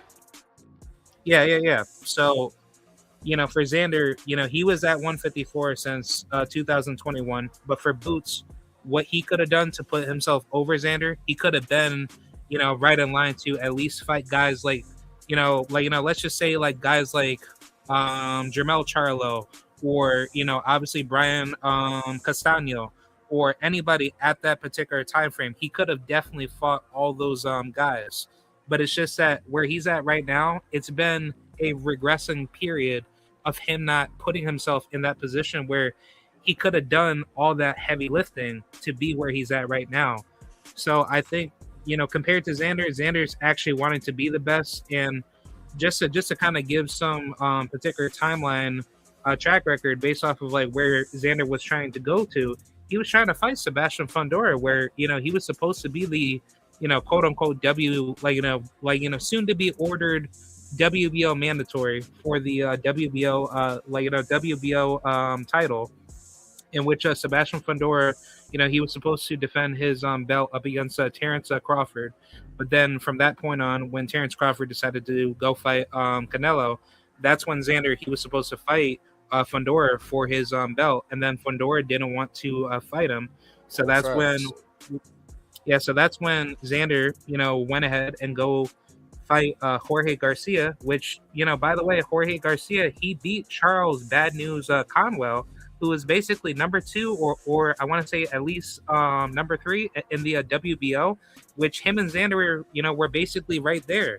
So it's like that was supposed to be Xander's toughest level name in terms of the level of competition to get him basically primed and ready for for the world title level. But Charles Conwell lost to Jorge Garcia. So I mean, stylistically speaking, like Xander, he's been going up against some pretty tough level guys. And then, from that fight leading to the Abbas fight, Abbas, he beat Yoenis Tellez, who basically beat J-Rock, right?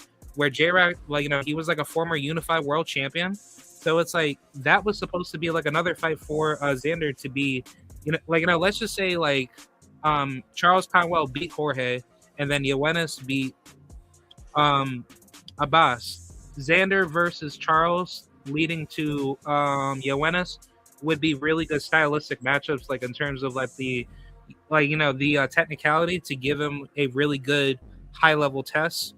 But stylistically, where those fights basically ended up, that's basically where Xander ended up fighting Abbas and basically Jorge, because they were just stylistically better compared to Charles and then Yoenis. So I think overall, where Xander's been at, within his career to climb up to where he's at right now, he's been putting himself in position to be the best. And even though that he may not be at that level for superstardom yet, he's at least trying to prove to the world that he wants to be better. And just to put more context for this fight between him and Boots, Xander did not need to fight Boots at all. He could have fought Brandon Adams, who could have been his next, up and coming mandatory for the WBO title.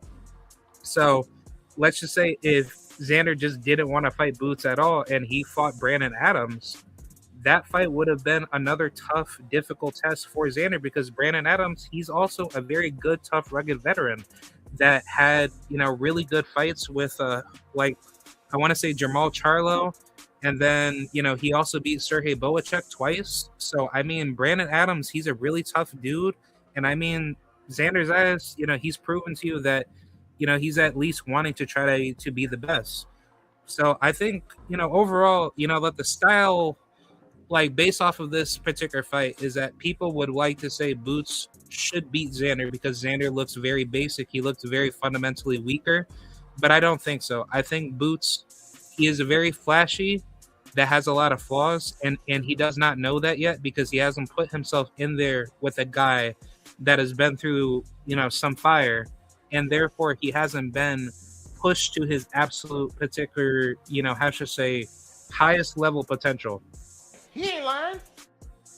Yeah, so I think personally how this fight will go down is that I think Xander is going to outbox Boots, but if Boots tries to lure Xander into a firefight, I think Xander might be in trouble, but I think Xander, he has a good, durability to deal with, heavy level pressure that will hurt him, but he should not be doing that. He should just stick to his discipline and just be fundamentally consistent. I think this fight will show who will be the more consistent fighter and who's going to use better adjustments to be the better, technical fighter, heading into the later rounds. So I think this is going to be a really good fight, and I would favor Xander because I think Xander, within his team and within his fundamental structure, he's more hungrier as a younger fighter compared to Boots. He says that he is hungry, but he's not showing his technicality up against the tougher level opposition to actually be where he's at right now. So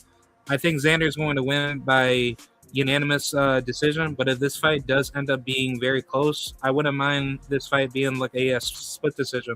But either way, I think it's a true 50-50 fight. I think it's really going to show who's going to really show their square based off of like how bad that they really want it. And look, y'all see K-Rod. If anybody's been in the chat, K-Rod ain't been here the whole entire time. And K-Rod pretty much almost said what I said verbatim. I'm not wrong for what I see. And K-Rod, you know what I'm saying? I appreciate you for not just seeing what I see, but actually breaking that down that in the manner that you did. I can appreciate that because you said a key word. If Marky Dan is still in the chat, it was a key word he said. He said consistent. This is going to fall down to who can be the most consistent. See what I'm saying? And he said consistency leans in Xander's direction, not more so Boots. Like I said, he's there for the flash. There for the flash. Good points there, K-Rod. I appreciate that. Yes, sir. Thank you. And then I also wanted to point out, you know, don't you know back in the Karen fight when Boots was basically looking really bad in both of those fights, you know, his father was giving him really good, you know, instructions, but Boots, he wasn't really listening to his dad. So it's like, to me personally, like Boots has this type of, you know, high level ego where he thinks he's really good, but it's like, you know, like you're not really putting in that consistency to be the best.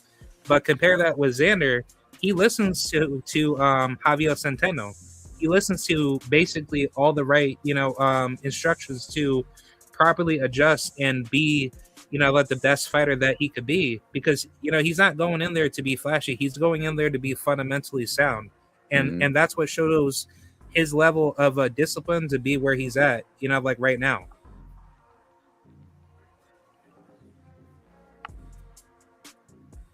You're still talking, yeah. Oh, you still there, K-Rod? Okay, yeah, you still there. Oh, but yeah. Okay, yeah. Like I just wanted to finalize that point. Do you want me to go on to the like, you know, to the next topic? If you're still hungry, you know what I'm saying? Okay. Yep. I wanted to talk about my thoughts with Devin Haney's, you know, decision with basically like what's going on between him and Shakur and Tank. I think overall, I think where it all stands, I think Devin Haney, he's gonna try to do what he needs to do to try to get these fights. But let's just say, you know, like Shakur, nor Keyshawn, nor Tank, or any of those top names want to fight Devin. I wouldn't be surprised if Devin just tries to, like, you know, move up to higher weight classes just to get, you know, just to get bigger name fights. What? Bro, what are you talking about, man? Oh, okay. You said move up in weight class to get bigger name fights. Devin is not fighting nobody bigger than him. He has to fight the guy smaller than him. All three. Yeah, of them. like I was saying, trying to get like higher, like, you know, higher profile name fights if he can't get anybody, you know, within his weight class at 147. If you fight nobody, you got to be coming up to 47 to fight Devin. You can't, because you got to fight. Look, I'm gonna ask you this, K-Rod. Can you answer this? Like, you remember when Dev picked up Undisputed, and then they said the next step was what? Be undisputed at the next weight class, and then it was supposed to be undisputed at the next weight class. Where did they deter off the damn path to start trying to bring fighters up versus chasing the belts? That, you know what I'm saying? They could have got the Lewis Crocker, you know what I'm saying, fight, but they let Liam Perham get in, and now we got to wait 6 months before he gets back in the ring after that fight happens. I thought he was chasing legacy. You know what I'm saying? Like, chasing smaller fighters, is that legacy to you? Oh no, like I think overall, like, you know, like where it stands right now, based off of you know how Devin's trying to like designate those fights with Lewis Crocker and then obviously Rolly and then Ryan Garcia. It like to me from the outside looking in, it seems like Devin wants to be undisputed at 147, but it's like those champions are not wanting to fight Devin, and they're making it very difficult for him to lock in those, like, you know, those fights. So you said that the other champions didn't want to fight Devin. Didn't Rolly want to fight him? What happened with that fight? Yeah, I thought I thought based off of like what I had particularly heard that Rolly was trying to make the claim to say that that Devin's trying to I'm not too sure if this is true, but I heard that Devin is trying to make the business difficult between him and Rolly. That's based off of what I heard from Rolly's team per se. Mhm. But Devin wanted to fight Rolly. He was trying to get Rolly to be locked in to fight with him. And I know that Rolly has turned down, I want to say certain deal offers that Devin was trying to get between him and basically Devin Devin was trying to get the negotiations together because I want to say at that time, he was trying to get Turkey. He was trying to get Turkey Al Sheikh to try to get some deal put in place, so at least him and Rolly can at least try to fight next. But then Rolly, he was trying to talk all that crazy stuff, up against Devin to say, I don't need him. Devin Haney, is a nobody, and Devin's trying to fight him, and it's it's not clear as day to know who's actually telling the truth or not. Is Devin really wanting, is he really wanting to fight Rolly? Has there been offers, being sent out to Rolly to show that, hey, Rolly's been turning down offers and therefore, Devin's trying to fight? Or it's more maybe Devin's not, discussing business, as a transparent compared to what Rolly may know. They said Dev didn't fight didn't go through for the most part because the money was no good because there was no guaranteed money. Oh, okay. Yeah, I'm not too entirely sure. So I'm not going to try to pick a side. It's just more if Devin wants to fight, then I'm for Devin trying to make the fight. It's just that I'm not too sure what Rolly's really trying to say because the truth about Rolly is he's only holding on to that belt just to stay relevant because I don't think Rolly's really disciplined. And I know I know this this one female fighter that's friends with Rolly. Her name is Zarina McCoy, and she told me in the past that Rolly, he's disciplined in the gym, but then obviously when it comes to fight night, he's not really showcasing that at the highest particular level. I've seen Rolly box better in the gym versus what he does in the ring also. Yeah. I think Rolly, he's just like a gym fighter. He's not, Rolly's not a ring fighter. He's not there for those lights. Is Rolly a legacy fighter? I'm sorry, say that again, sir. Is Rolly a legacy fighter? No. Rolly has a fight coming up though. Oh yeah, he's going up against Jack Catterall, right? No, him and Tio. Oh, okay. Yeah, him and Tio, they dancing in July. Wow. So wait, Jack Catterall, he's not he's not being put in line? Nope. Wow, that's crazy, man. Wow. So like I said, so if Rolly, like I said, Rolly was able to make a fight with Tio, and I that fight might have been easier than a Devin Haney fight, but I'm seeing these guys that when they fall through, you know what I'm saying, they're able to just jump into another damn fight. And I'm like, so what's so difficult about making a fight on that on that end? Is it all about the money, or like what would it really be? Because I don't think it's the narrative that fighters are scared. You know what I'm saying? I don't think that's what it is. So is it money related or social media damn storms that's brewing bullshit, or I don't know, because it just looks like the money don't usually pan out somewhere. But the other fighter is content with it, but I don't know. The other side is saying, nah, we need the big money. KG, I think we got some breaking news, bro. We do? Yeah. Oh yeah, we do. We definitely do. After the chat. We definitely do. Then broke that Joe Cordina is out. Yep. Therefore, oh wow. On July 4th, was it the 3rd? The 4th. It's July 4th. On July 4th, the current lightweight, I believe, WBO champion Abdullah Mason will be now facing the undefeated Albert Bell. Also from Ohio. Hometown fight. Toledo? That's a good fight. Albert Bell. Damn, that's gonna be a good one. I might. God, Yeah, Albert Bell. He's been he's been overlooked, man. Mm-hmm. Severely. He never got that title shot. At 130. Wow. I thought he was gonna fight Andy Cruz. Andy Cruz got to find a replacement now. They done bumped them Albert Bell into the main event slot. He want to be in Ohio. That's gonna be that's a very good fight for Ohio. You know who ready right now, in my opinion, Who? for Andy Cruz? Kid Austin. He should be ready. Kid Austin, Andy Cruz. He should be ready right now. Yeah, he should be ready. He should. Yeah, I like that fight. Kid Austin ain't ready for nothing but no hospital bed, bro. I think Kid Austin, he's overrated, man. I don't think he's that good. Yeah, you gotta show him, bro. I don't think Andy Cruz is that good. So you know what I'm saying? The battle of the battle of the ain't too good. You know what I'm saying? You don't like the Cuban style?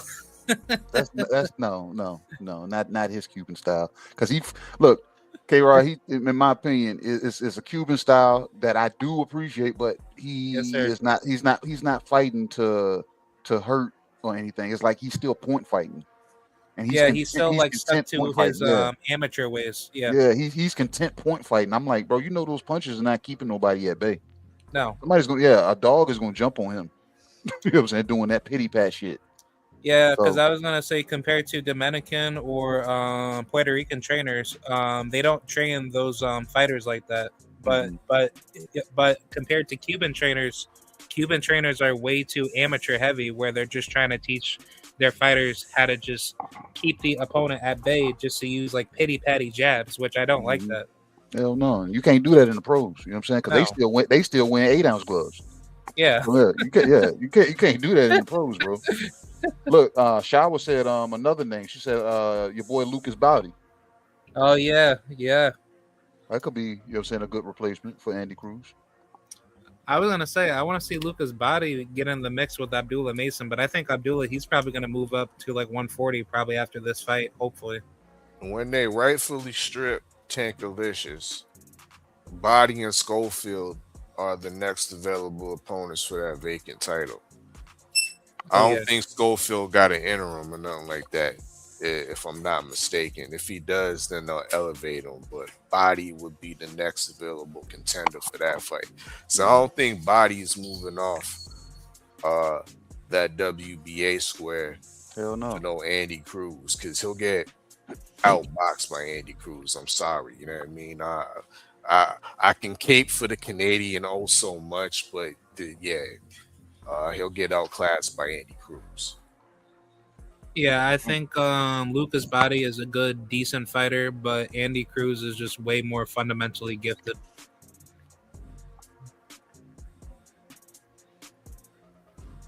I think his shot, he has a better chance with taking out Schofield.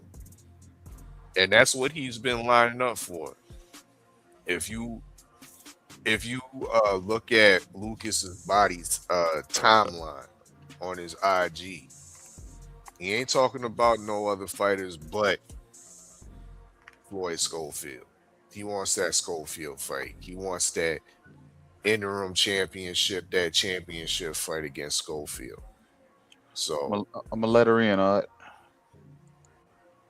There she go. What's up, Shawa? Hey, how's it going, Shawa?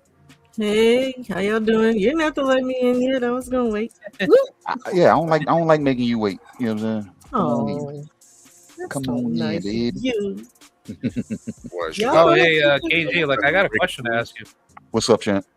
I wanted to ask you like about that one Florida fighter. Do you know this kid named Alex Bray?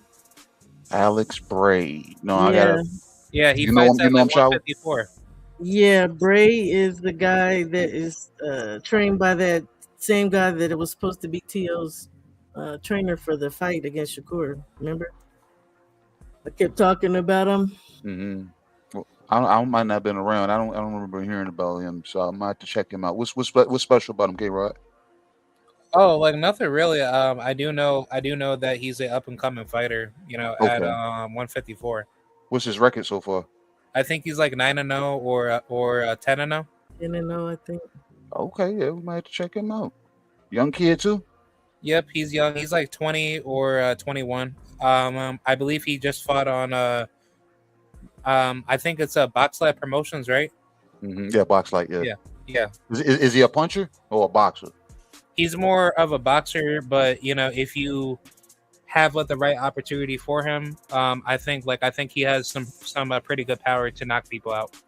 Yeah, we might have to check him out. All right, got a young up and coming damn 54-pounder, 9-0, 10-0. Yeah, he's a very tall kid too. I think he's like 6'1". Okay, yeah, we definitely got to check him out of Florida. Yeah, yep. And there's like another one, Jaden Addison. He just debuted on I think he's like 2-0. Like you know, he just fought on that MVP card, the Jake Paul card, Aaliyah Carranzo. I remember. Yeah, I've seen that.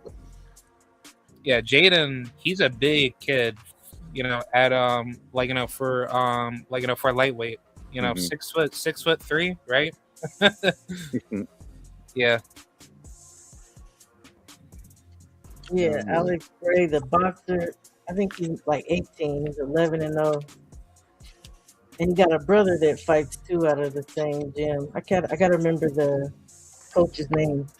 He used to be a pretty big, or well known, I should say, trainer. You don't want none of that salad, do you, Shower? I don't want no feet salad. No, I'm good. See, all right. She ain't want no salad either. You don't got no. What do you mean? There's no feta or feet in it. It's FIFA salad, Shower. It ain't feta. It's feet in that salad. No, it's feet of them. Yeah, it's feet. It's a whole bunch of feet in them. Yeah. Okay, did you watch the NBA Finals? Nope, I don't. Look, boxing is my basketball. Boxing is my football. I'm sad. We need FIFA boxing tournaments. We got Zuffa boxing tournaments. You know what I'm saying? We about to get them going. We got to get them going. Yep. Yeah, Zuffa. Look, I would look Zuffa. You know what I'm saying? I looked up. Thomas had told me about those ticket prices for the New York Zuffa event. Those tickets are ridiculous, bro. Wow.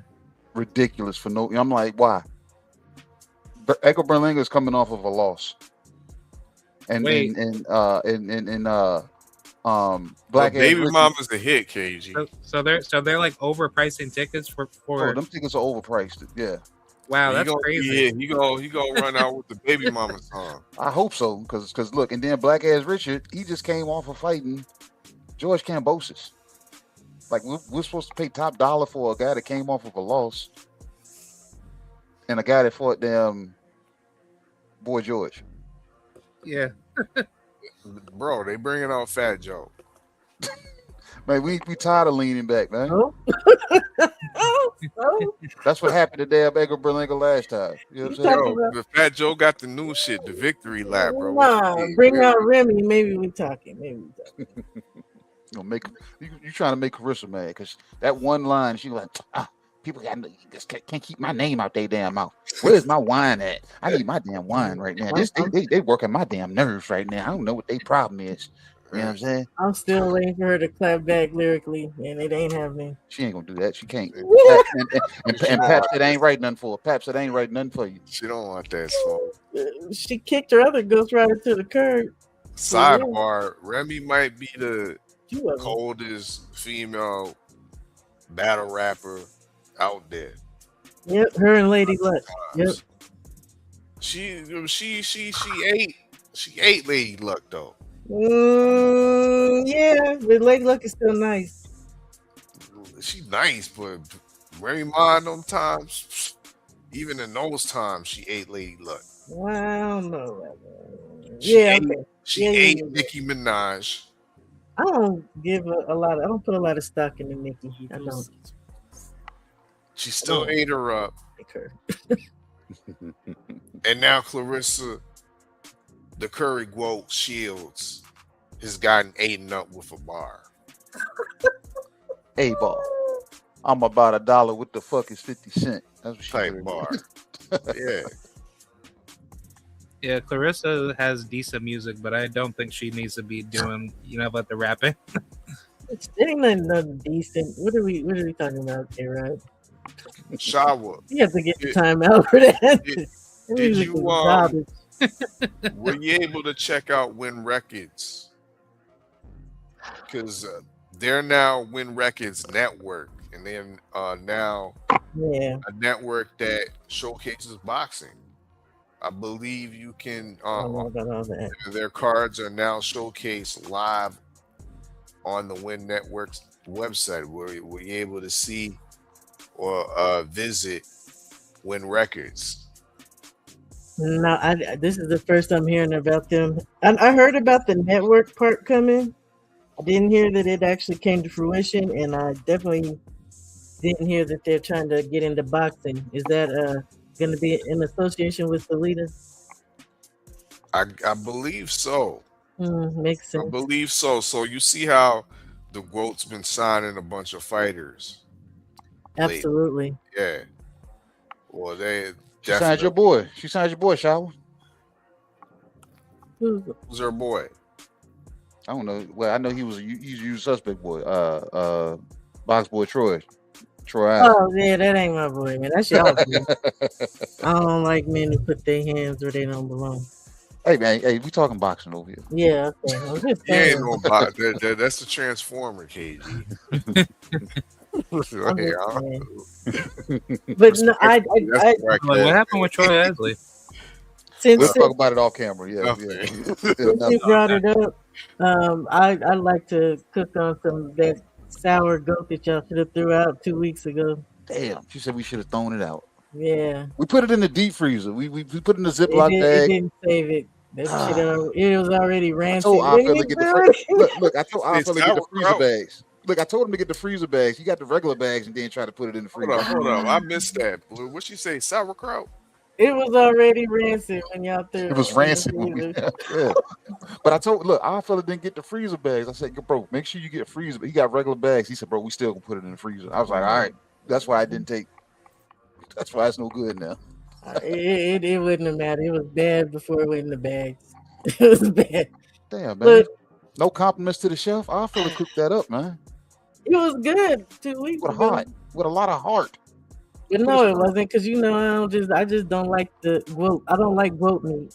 God, bad. That's all that is. Too many bones, too many small bones. Yo, we've been marinating this shit. It still was tough. It was still tough and gamey. And see, we put the curry in the oil first to burn it down a little bit. You know what I mean? Then we put the goat in the pot. Yeah, man, and the goat been seasoned and marinated. You know what I mean? It must have been a bad batch then, because it was still tough, chewy. And she says too many bones. The bones, yeah, chip bones and everything. She's like, no, I'm good. I'm good. No, but seriously, so her whole thing with she's been announcing a fight for 2 months now that has not been announced. I think I was telling y'all a couple of weeks ago or last week in the fight pool that I was hearing it's gonna be K. Scott. K. Scott, who's 5-1-1, WBC champion. That's it. 5-1-1. 5-1-1 and 160. And I told y'all that we have actually voted on 2 fights with K in them. We have. Yeah. So Yes, I'm not impressed at all if this girl. I mean, I get it. She wants that belt. It gets her a fight at 160 to get her acclimated. But the real smoke is going to be with Michaela Mayer, for sure. You think that's going to happen? Oh, Clarissa Shields versus Michaela? Absolutely. I do. Yeah. How? Yeah, I think that's a good doable fight. Michaela said she's willing. And I think Jake willing. You willing to go to MVP side though? Yeah, Jake willing. It don't matter, because Clarissa's the one who brought it up and was trying to get Michaela to go higher than 160. Michaela told her nah. Yeah, because Clarissa, she fights at 175, so it's like Michaela got to put 15 more pounds just to fight her. I like Michaela Mare heavier though. I think she got more dog with her heavier. I like her last fight. I was like, I kind of like her heavier. She still ain't got no butt, but I like her heavier. I like her smaller. I like her heavier. I think Michaela has the actual skill set to hurt. Oh girl, I think she can. Yeah, she'll put up a damn good fight. You know what I'm saying? She got I think Clarissa beats her. Chantel Cameron, though. I don't know about it. She got a tough fight against Chantel Cameron. And I think another one that could beat her is Lonnie. If Lonnie would fight her like she fought Shadeja, but that jab, I think the rematch might be different. Now that it I would think be way different. But that jab Michaela got, and Michaela has progressed a lot. Fight Yeah, to she's gotten fight. way better. But that jab, I don't know that I've seen anybody. Maybe outside of what's her face, Savannah Mark. Yeah, with the long enough jab to keep, because Clarissa's trying to get inside and take. Yeah, she's trying to bulldog you. You know what I'm saying? Yeah, Clarissa, she doesn't use like her, her fundamentals too well. She's another one. She's another one, K-Rod. She looks better in the gym than she does under the lights. Yeah.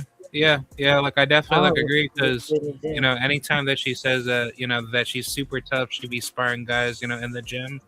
I don't really think that that she's as tough as that she claims herself to be. Because it's like, truthfully speaking, like she hasn't been in there to really like be hurt enough to the point for her to like properly like adjust. So I think like when the pressure does come, at that moment, in a fight, I think that will show one day. It will. It's just a matter of the opponent she chooses. And I'm going to be frank, she's been, to me, especially when she moved way up, you're choosing girls that really don't have a record or experience. It's They don't easy. have like a lot of skill too. That's what I mean by experience. They don't know. 5-0 was what's her face? Danielle Perkins. Yeah, Danielle Perkins had a low record. Yeah, that was egregious. But can we put some respect on the Curry quote?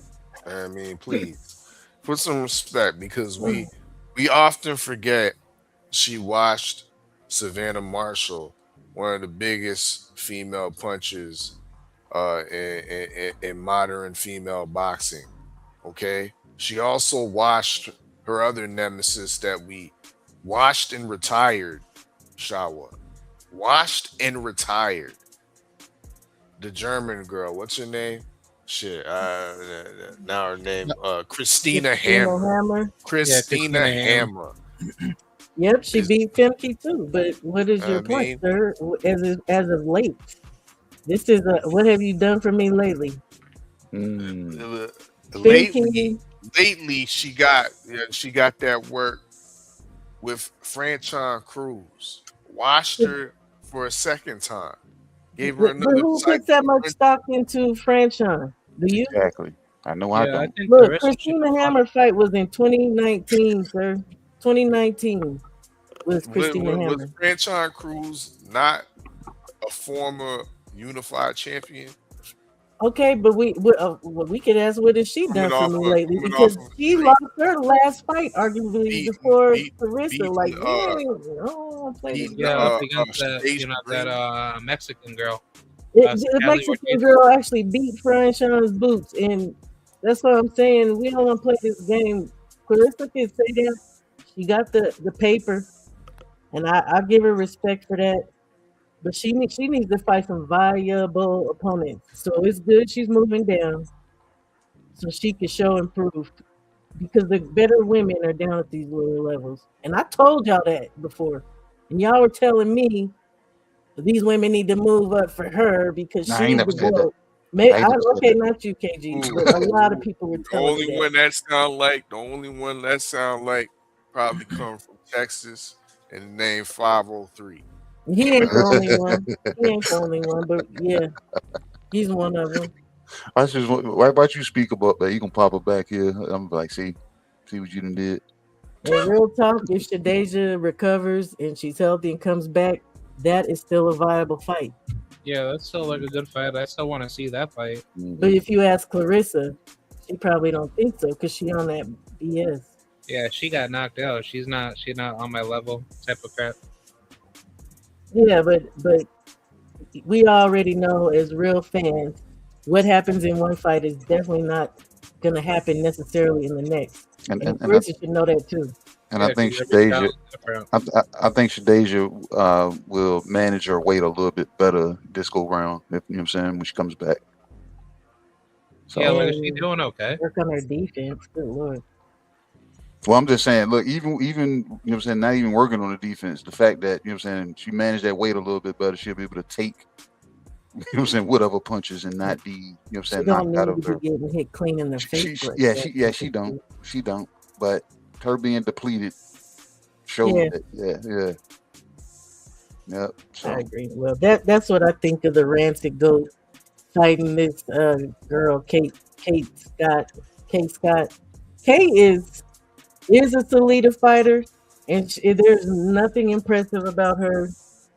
If this is her big announcement, I'm gonna need you to hit that Shane one time, KG. I got you. Shame. Shame. Shame. Shame. Oh yeah, she must atone for that shit. She must atone for that shit that she ended up fighting Kate Scott. Yep. I'm curious if any other women are willing to fight her, because there is a better woman named Desley, but Desley is MVP. You said fight who? Fight Carissa? Robinson. Desley Robinson. Yeah, Desley Rob. But you said a better woman to fight Carissa? Desley would be a better opponent than Kate, but Kate does have a belt. That's the only reason why I can understand it. But I'm curious if other women outside of Salida are willing to fight Clarissa because of all the crap that's been going on. Yeah, I just heard that Desley Robinson, she's gonna fight Tamara Thibault coming up in August. What? Breaking news. That gave me chills. Okay. Damn. Tamara's set to fight her at the Caribe Royale up in Orlando, August 8th. Damn. Yeah, I like that. I like that a Now, lot. see, that's another one that would be a good opponent once she gets some more experience because of that dang jab. She got popped. Oh, well, yeah, I think tomorrow she could be like a tough fight for. That shit like a walking stick. Once Tebow get that belt, the quote's right in the radar. I got Tamara beating guys. Oh, most definitely. Desley basic to me. Yeah, she's a very undisciplined fighter. She's like all she does is just come forward, try to smother you all day. That ain't the move against damn Tam. That them damn pugilist sticks that she gonna be throwing straight at her ain't gonna damn. Yeah, she's very defensively locked in. She has really good reflexes, especially at her height. Very, very gifted. She's still Desley's still better than freaking K, y'all. So it's not like I'm putting a lot of stock into Desley. I'm just saying I don't understand, and I'm questioning why she's going after K. She can let K and Desley fight for all that. Yeah. Like I thought I heard that Clarissa's trying to fight Lauren Parker or Lauren Price, right? Yeah, she's on the chopping block too. But you're bringing up a tiny woman from 147. Yeah, I don't feel that. I'm not even feeling that because that don't make any sense. You seen how small Lauren is in stature to her. Lauren Price a weight bully. No, Lauren Price ain't no weight bully. And then She's a very small lady. She went gold at middleweight. Like I said, she was young. She had the baby weight on. She won. Who has the baby weight? You said when she won. You said she won middleweight in the Olympics. Yeah, I was like, she was. Yeah, shit, that was the baby weight. She was definitely younger. That was baby weight. Shook that off. Yeah, she definitely shook that off. She jacked. Mm-hmm. Well, it's not like these women have a great amount of fights anyway. So I also would give Carissa that grace. These Yeah, women like don't women's have boxing is a not as lengthy deep. record. Yeah, the competition for women's boxing is not as heavy compared to men. Still, it's No. still like it's still developing. It's Yeah. like a lot of women are still like very lesser populated that are getting into boxing compared to men. You know, especially on a global stage. Mm-hmm.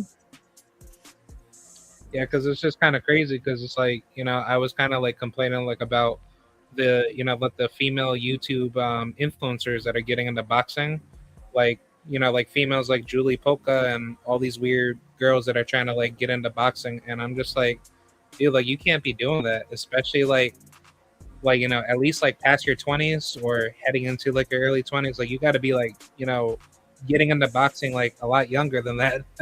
And it's like a lot of them are not, you know, fundamentally sound. I mean, I guess if they're fighting over misfits and things like that, then they're good. Yeah, just Probably, going up against like lesser, you know, opponents that are like within their style, you know, skill exactly level. similar experience levels. But when you start talking about some of these women that have been in the game,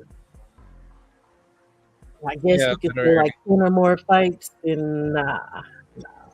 yeah, especially like the younger girls that are like more disciplined and you know they actually came up really young. The amateurs and stuff, Yeah, yeah. but even some that are naturally gifted without any amateur, experience, is like those fighters are still dangerous up against, you know, anybody who just says, "Let me just go do boxing," you know, Okay. just because I want to do it. Hoka improved though from her last fight. Oh yeah, yeah, yeah. She did. She was like very weird with like her jab. It wasn't really too sharp. No, it wasn't. And she stayed on the move, but that was smart.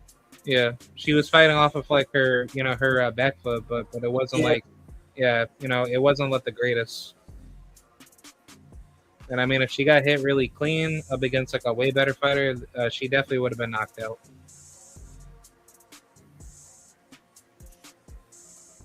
Oh, Shawa, like I wanted to ask you like about the Xander Zayas and Jerron Boots fight. You know, like what's your thoughts on that? Yeah, that's where I want to get to next. What happened to the host? Are y'all here? Saturday night's meatloaf. We just bringing it out the back. Yeah. Okay, y'all was quiet. Yeah, I'll take some of that reheated meatloaf. Yeah. So all along, I've been saying Xander. I'm thinking Xander based off of a lot of the things that have been said here today. Even it's not based off of what you all said, but it's just the commonality. I believe that Xander is way more technically fundamental, and I think it's going to make a difference. The only thing I guess is my concern is going to be the power. Now, Xander has knocked people out, but Boots has a hell of a beard, y'all. We know he gets hit clean. He squares up and gets caught with his hands down. His footwork is atrocious when he's like in transition. He does a lot of foot crossing. He does a lot of gathering his feet. But the thing is that men don't take advantage of him when he's out of position like that. A lot of the times when they're hitting Boots, his feet are set, so he can roll them shots. I still got Xander though. I think Xander can outbox him so long as he stays moving, uses angles, and stays Damn. away from them ropes. That's 3. Yeah, I've been on the Xander. You see how I don't sound crazy? I don't sound crazy, man. I don't. I'm just a not Boots a fan. Xander fan I'm either. just a Boots fan picking Xander. That's the only reason. You know what I'm saying? But I'm trying to show y'all. I look at boxing and I'm like, I like Boots, but I don't think he does anything consistent enough to. Boots gets in there and freestyles, and he clearly it's what he does in the gym. I'm sure they work on stuff. Mm-hmm. I just don't know that it actually translates to the ring. Yeah, he Because- hasn't really locked in doing like the high level, technicality. Well, somebody said it earlier. I think it might have been Thomas. Yeah, it might not have been Thomas. But he gets in there and he again, I'm not against showboating, but constantly showboating, constantly playing up to the crowd. Yeah, doing too much. Yeah, you gotta focus. You said the main word, and this really works for both parties. Yeah, consistency. Mm-hmm. Boots is gonna have to consistently use his jab, and he's gonna have to. I would like to say get better with his footwork, but there's only one fighter I know who's done that as of late, and that I've seen, and I could say, and that's just David Benavidez. Yeah, David Benavidez, he got way better with that. Yeah, most people don't work on their footwork. Yeah. And Boots is of the mind, him and Bozy, that there's nothing wrong with what he does. So you can't tell them nothing. Nope.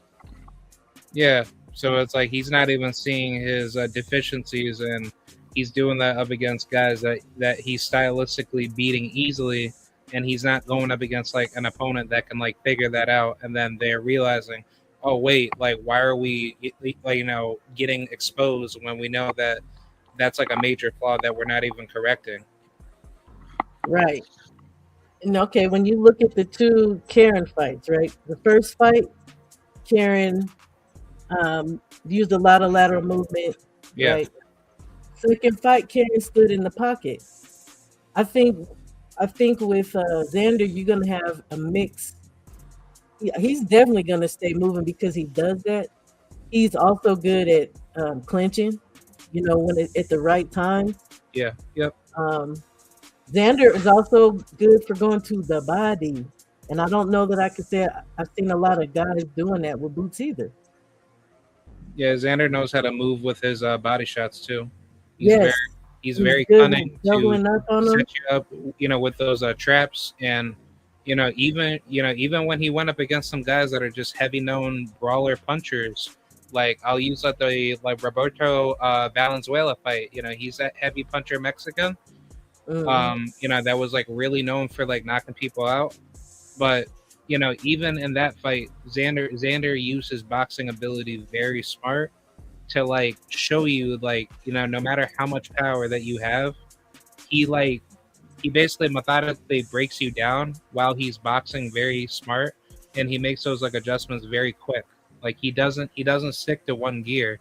He basically like mixes his fundamentals up very quickly. I think the only thing I'm concerned with Xander, and I was talking to someone about this earlier, is Xander, his level of activity compared to Boots, especially when it starts coming down to the later rounds, because Boots will still be going. Boots got a tank. And I'm not saying Xander gasses, but he definitely loses steam. And his level of his work rate already is not as high as Boots is. So yeah, I think Xander, he's more accurate and he's more consistent to keep his work rate to be steady. But within those particular moments where he does look like he's gassing, he's not like sticking more effort to kind of like score more punches to like close out more rounds. So that's my only contention with that. Up against like Xander's performances. I mean, I'll say that though. Even he may seem like he's losing steam, or he does lose steam. Let's just be real. But he is still consistent in his output. I'll give him that. But that's also at the point where your hands drop a little more. That's when your legs are getting heavy. So again, it's a dangerous fight, but at the same time, I think it's absolutely still winnable. I really would be interested to see if Xander can hurt Boots though. And I really would like to see him go to the body in order to do so. Put the what's his face say? Put some water in the basement. Yeah, he needs to go downstairs. He needs to make Boots feel very uncomfortable.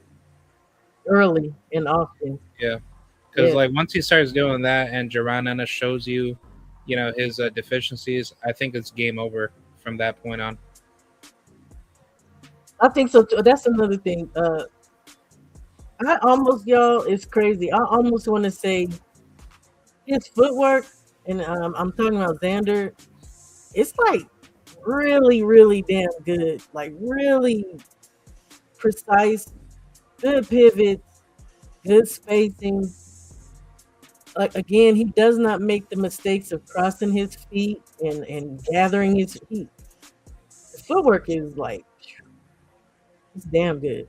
It's a huge difference, and it may play into all this too. For sure. So.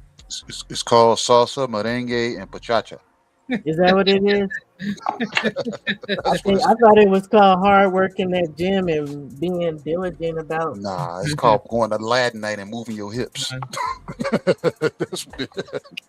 That's why I learned footwork. To a lot of Hector Lavoe. That's why I learned footwork in boxing. Look, it was a Thursday night, Latin night. I go to Latin night and go cut the floor up, and then take it to the ring. Joe Arroyo. If y'all say so. Hector Lavoe, Willie Colon, Justin Betancourt. I guess the other flip side of this though is this could also end badly for Xander. I could definitely see that. I don't know. Like I say, I'm curious about the power, but if Xander stays in front of Boots too long, that could be a detriment to him for sure. Because Boots knows how to go in for the kill. He knows how to hurt people. It's just a question of how sturdy is Xander. I mean, I know he can take some punches. They both get punched on, but see, Thomas said it in the chat. He said it helps with footwork. He said he's a great salsa dancer. Who said that? Thomas. That Xander is? No. He's saying Thomas is saying he's a great Thomas said he got the feet. He said he got the feet works. Okay, Thomas. He got the feet that work. Don't get me wrong. I mean, that's what they say about Loma and why he's so great, right? But he was doing the river doing dancing. ballet.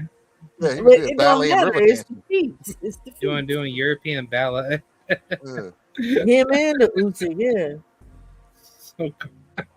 I don't know. But seriously, that's like I had basic footwork until when I got into boxing. They took me to salsa and I started doing that a little bit, and I started seeing how my damn footwork, got better in the ring. So everybody there, I look for fighters to see if they got either know how to dance or if they got rhythm. Because if they do, I ain't got to teach you from the waist down. I can teach you from the waist up from that point. You know what I'm saying? But if you ain't got nothing from the waist up, I got to teach you some kind of I got to get you moving your feet. So then Boots can't dance, basically. Because he stays in that damn wide stance. That's his. Yeah. Puts himself in way too many inconsistent positions. I call those because look, him and Wilder got almost a similar stance. I call it a Taekwondo stance because it's like you're preparing to kick somebody. You're not really prepared. You know what I'm saying? You can prepare to punch a person when they come through the front door, but you look like you're more so looking to kick somebody. You know what I'm saying? Right, instead of pivot out and because all Boots does is roll. He'll roll shots, but he's not pivoting out of shots and out of range. He's not using his footwork to switch up different angles while he's reflexing. Yeah, I'm excited. I'm very excited to see how this plays out. I think they're underestimating. That is, I think the Boots and his father are underestimating the IQ and the level of study that Xander and his coach put in to each fight. Yeah, I agree. I think a lot of people, a lot of people that like to favor Boots a lot and be biased for him are trying to say Xander, he's a prospect and all this weird crap. And I'm like, dude, he's been putting in more work than Boots, and nobody's giving him credit for being a unified champion by doing back-to-back world title fights. So it's like, I don't understand like why people do that to Xander, but when Boots literally did the same thing to get his belts, and he just went from fighting like what Karen, where he just got elevated to the IBF a champion holder. He then goes ahead and fights Amanta Stanionis, which he got his belt through a vacant title too. So it's like there's no consistency that people have, and I don't believe in prospects. I think honestly, you are a professional, and if you put in that work to be the best, you should at least get credit for like what you do, because you actually put in that hard work. Like no matter how many people try to say that you didn't earn it, it's like if you earned it the hard way, you should get credit. If you did not earn it, then you should not get credit. Okay, well, I differ a little bit with some of the points you made with that. Okay, so for me, we all know that Boots was having a hard time getting a lot of them fights with 47, right? I'm not like a lot of people where they try to say Boots didn't. Who did Boots fight? And Boots actually has decent names on his freaking resume. And again, once he got to the end of his run at 47 and the whole Showtime mess and losing his what was that, his manager, and suing, like it was just a lot of stuff Boots was going through. A lot of people were avoiding him, including Stanionis and Virgil Ortiz. Yeah. So Like I know about the whole story with that.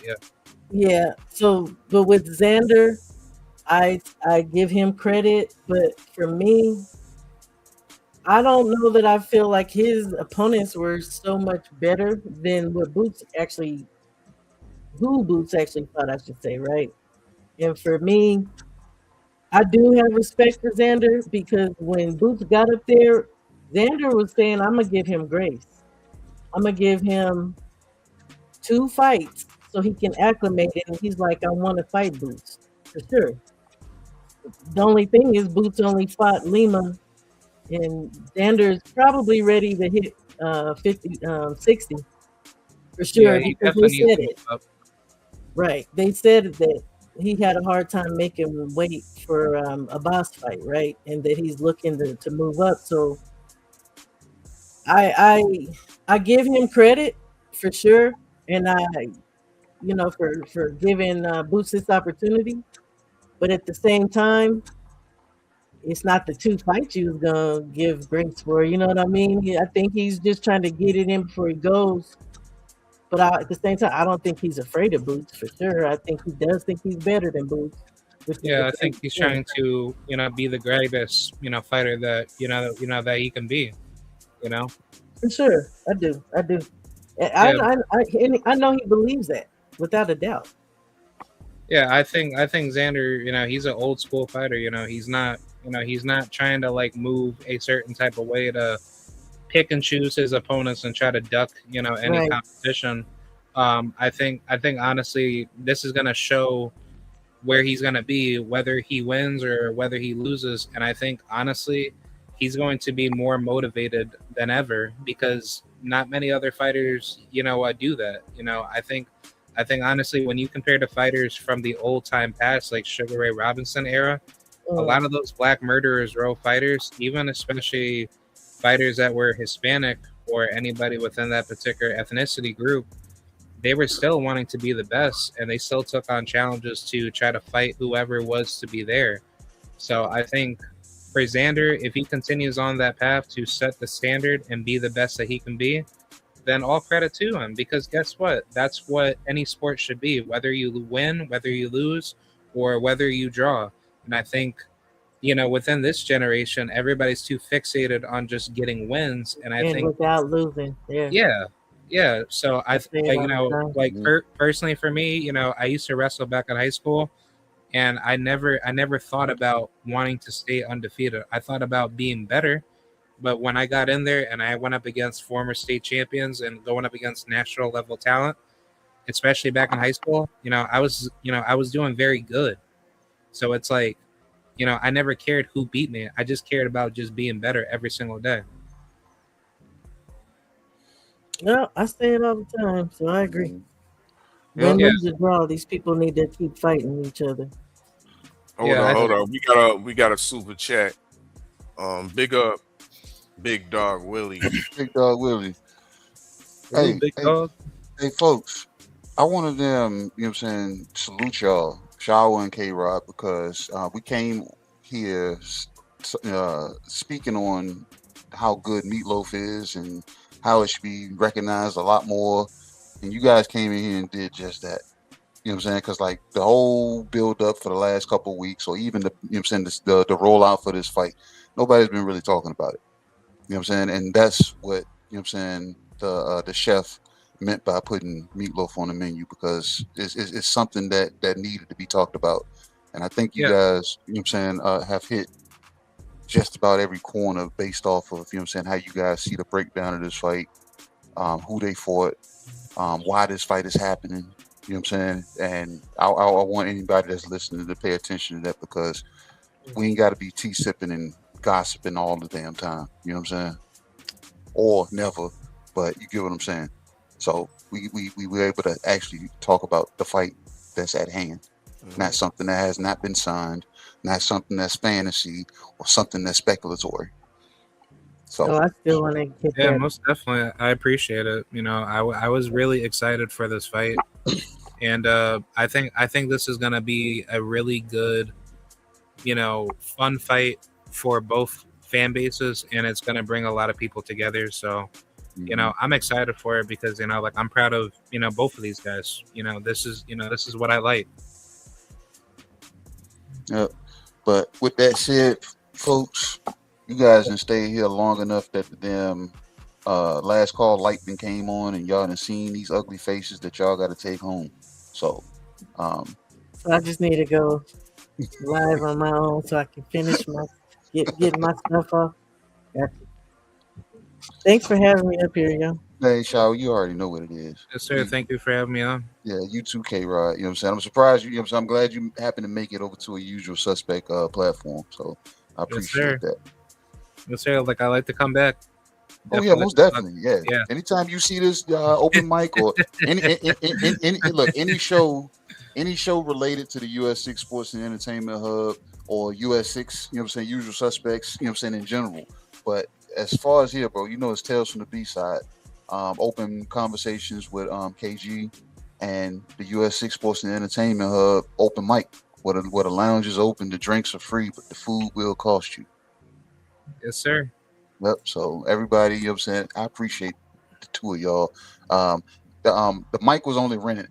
So just for y'all, everybody that's listening, the mic was only rented. So we got to turn this one back in, and it's only going to be one mic, at a time, unless we can find a good one on Temu to bring in, and we can get, 2 to 3 people cracking at the same damn time. But you got something odd, man, so we can go ahead and wrap it up. Y'all know what it is. You know what I mean? Salute. You know what I mean? Salute to everybody that pulled up. We was, of course, live on Twitch, live on YouTube. You know what I mean? So salute everybody that pulled up. Make sure y'all smash the like button as you fall on out. Because, yeah, we are closing up shop. You know what I mean? Everybody done ate up the menu, and we out of food. You know what I mean? That damn goat. Look, we still got a pan full of this damn curry goat over here, man. Don't nobody want to eat that. Shower said it was rancid, so we gotta throw it away. You gotta throw it away. And it won't be coming back unless she announces a fight. No, it ain't gotta be a fight. Just a big announcement. You need the big announcement. You know what I'm saying? Like, what is it? That's what we need. You know what I'm saying? But this has been another good one, babe. This has been another good one. You know what I'm saying? We're gonna close y'all out a little different than we usually do. You know what I'm saying? But I think you guys are gonna appreciate it the same. You know what I'm saying? Give them your last odd, and then we can go ahead and roll the fuck up out of here. I mean, usualsuspect6.com, because y'all fit the description. Make sure y'all check out the Golden Standard Drip on shopusualsuspect6.com. The new summer collection is out. You know what I mean? Go visit, go indulge. That's it. That's it, man. You know what I'm saying? Hey, man, y'all have seen this 1,000 times. Well, not 1,000, but you get what I'm saying. We appreciate everybody, man. Anything that y'all see this US6 logo on, feel free to pull up. You know what I'm saying? And this has been the US6 Sports and Entertainment Hub. Open mic. The lounge is officially closed.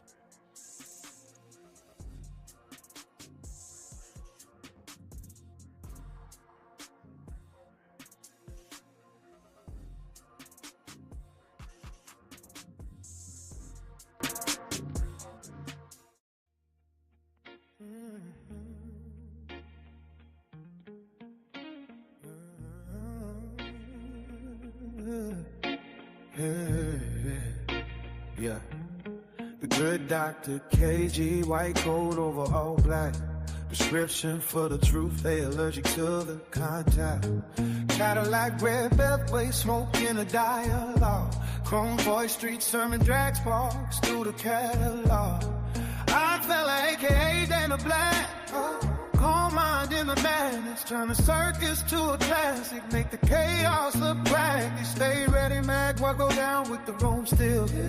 Wide as a lock safe, heavy as a truth pill. 503 Lion, Houston hunger in the bloodline.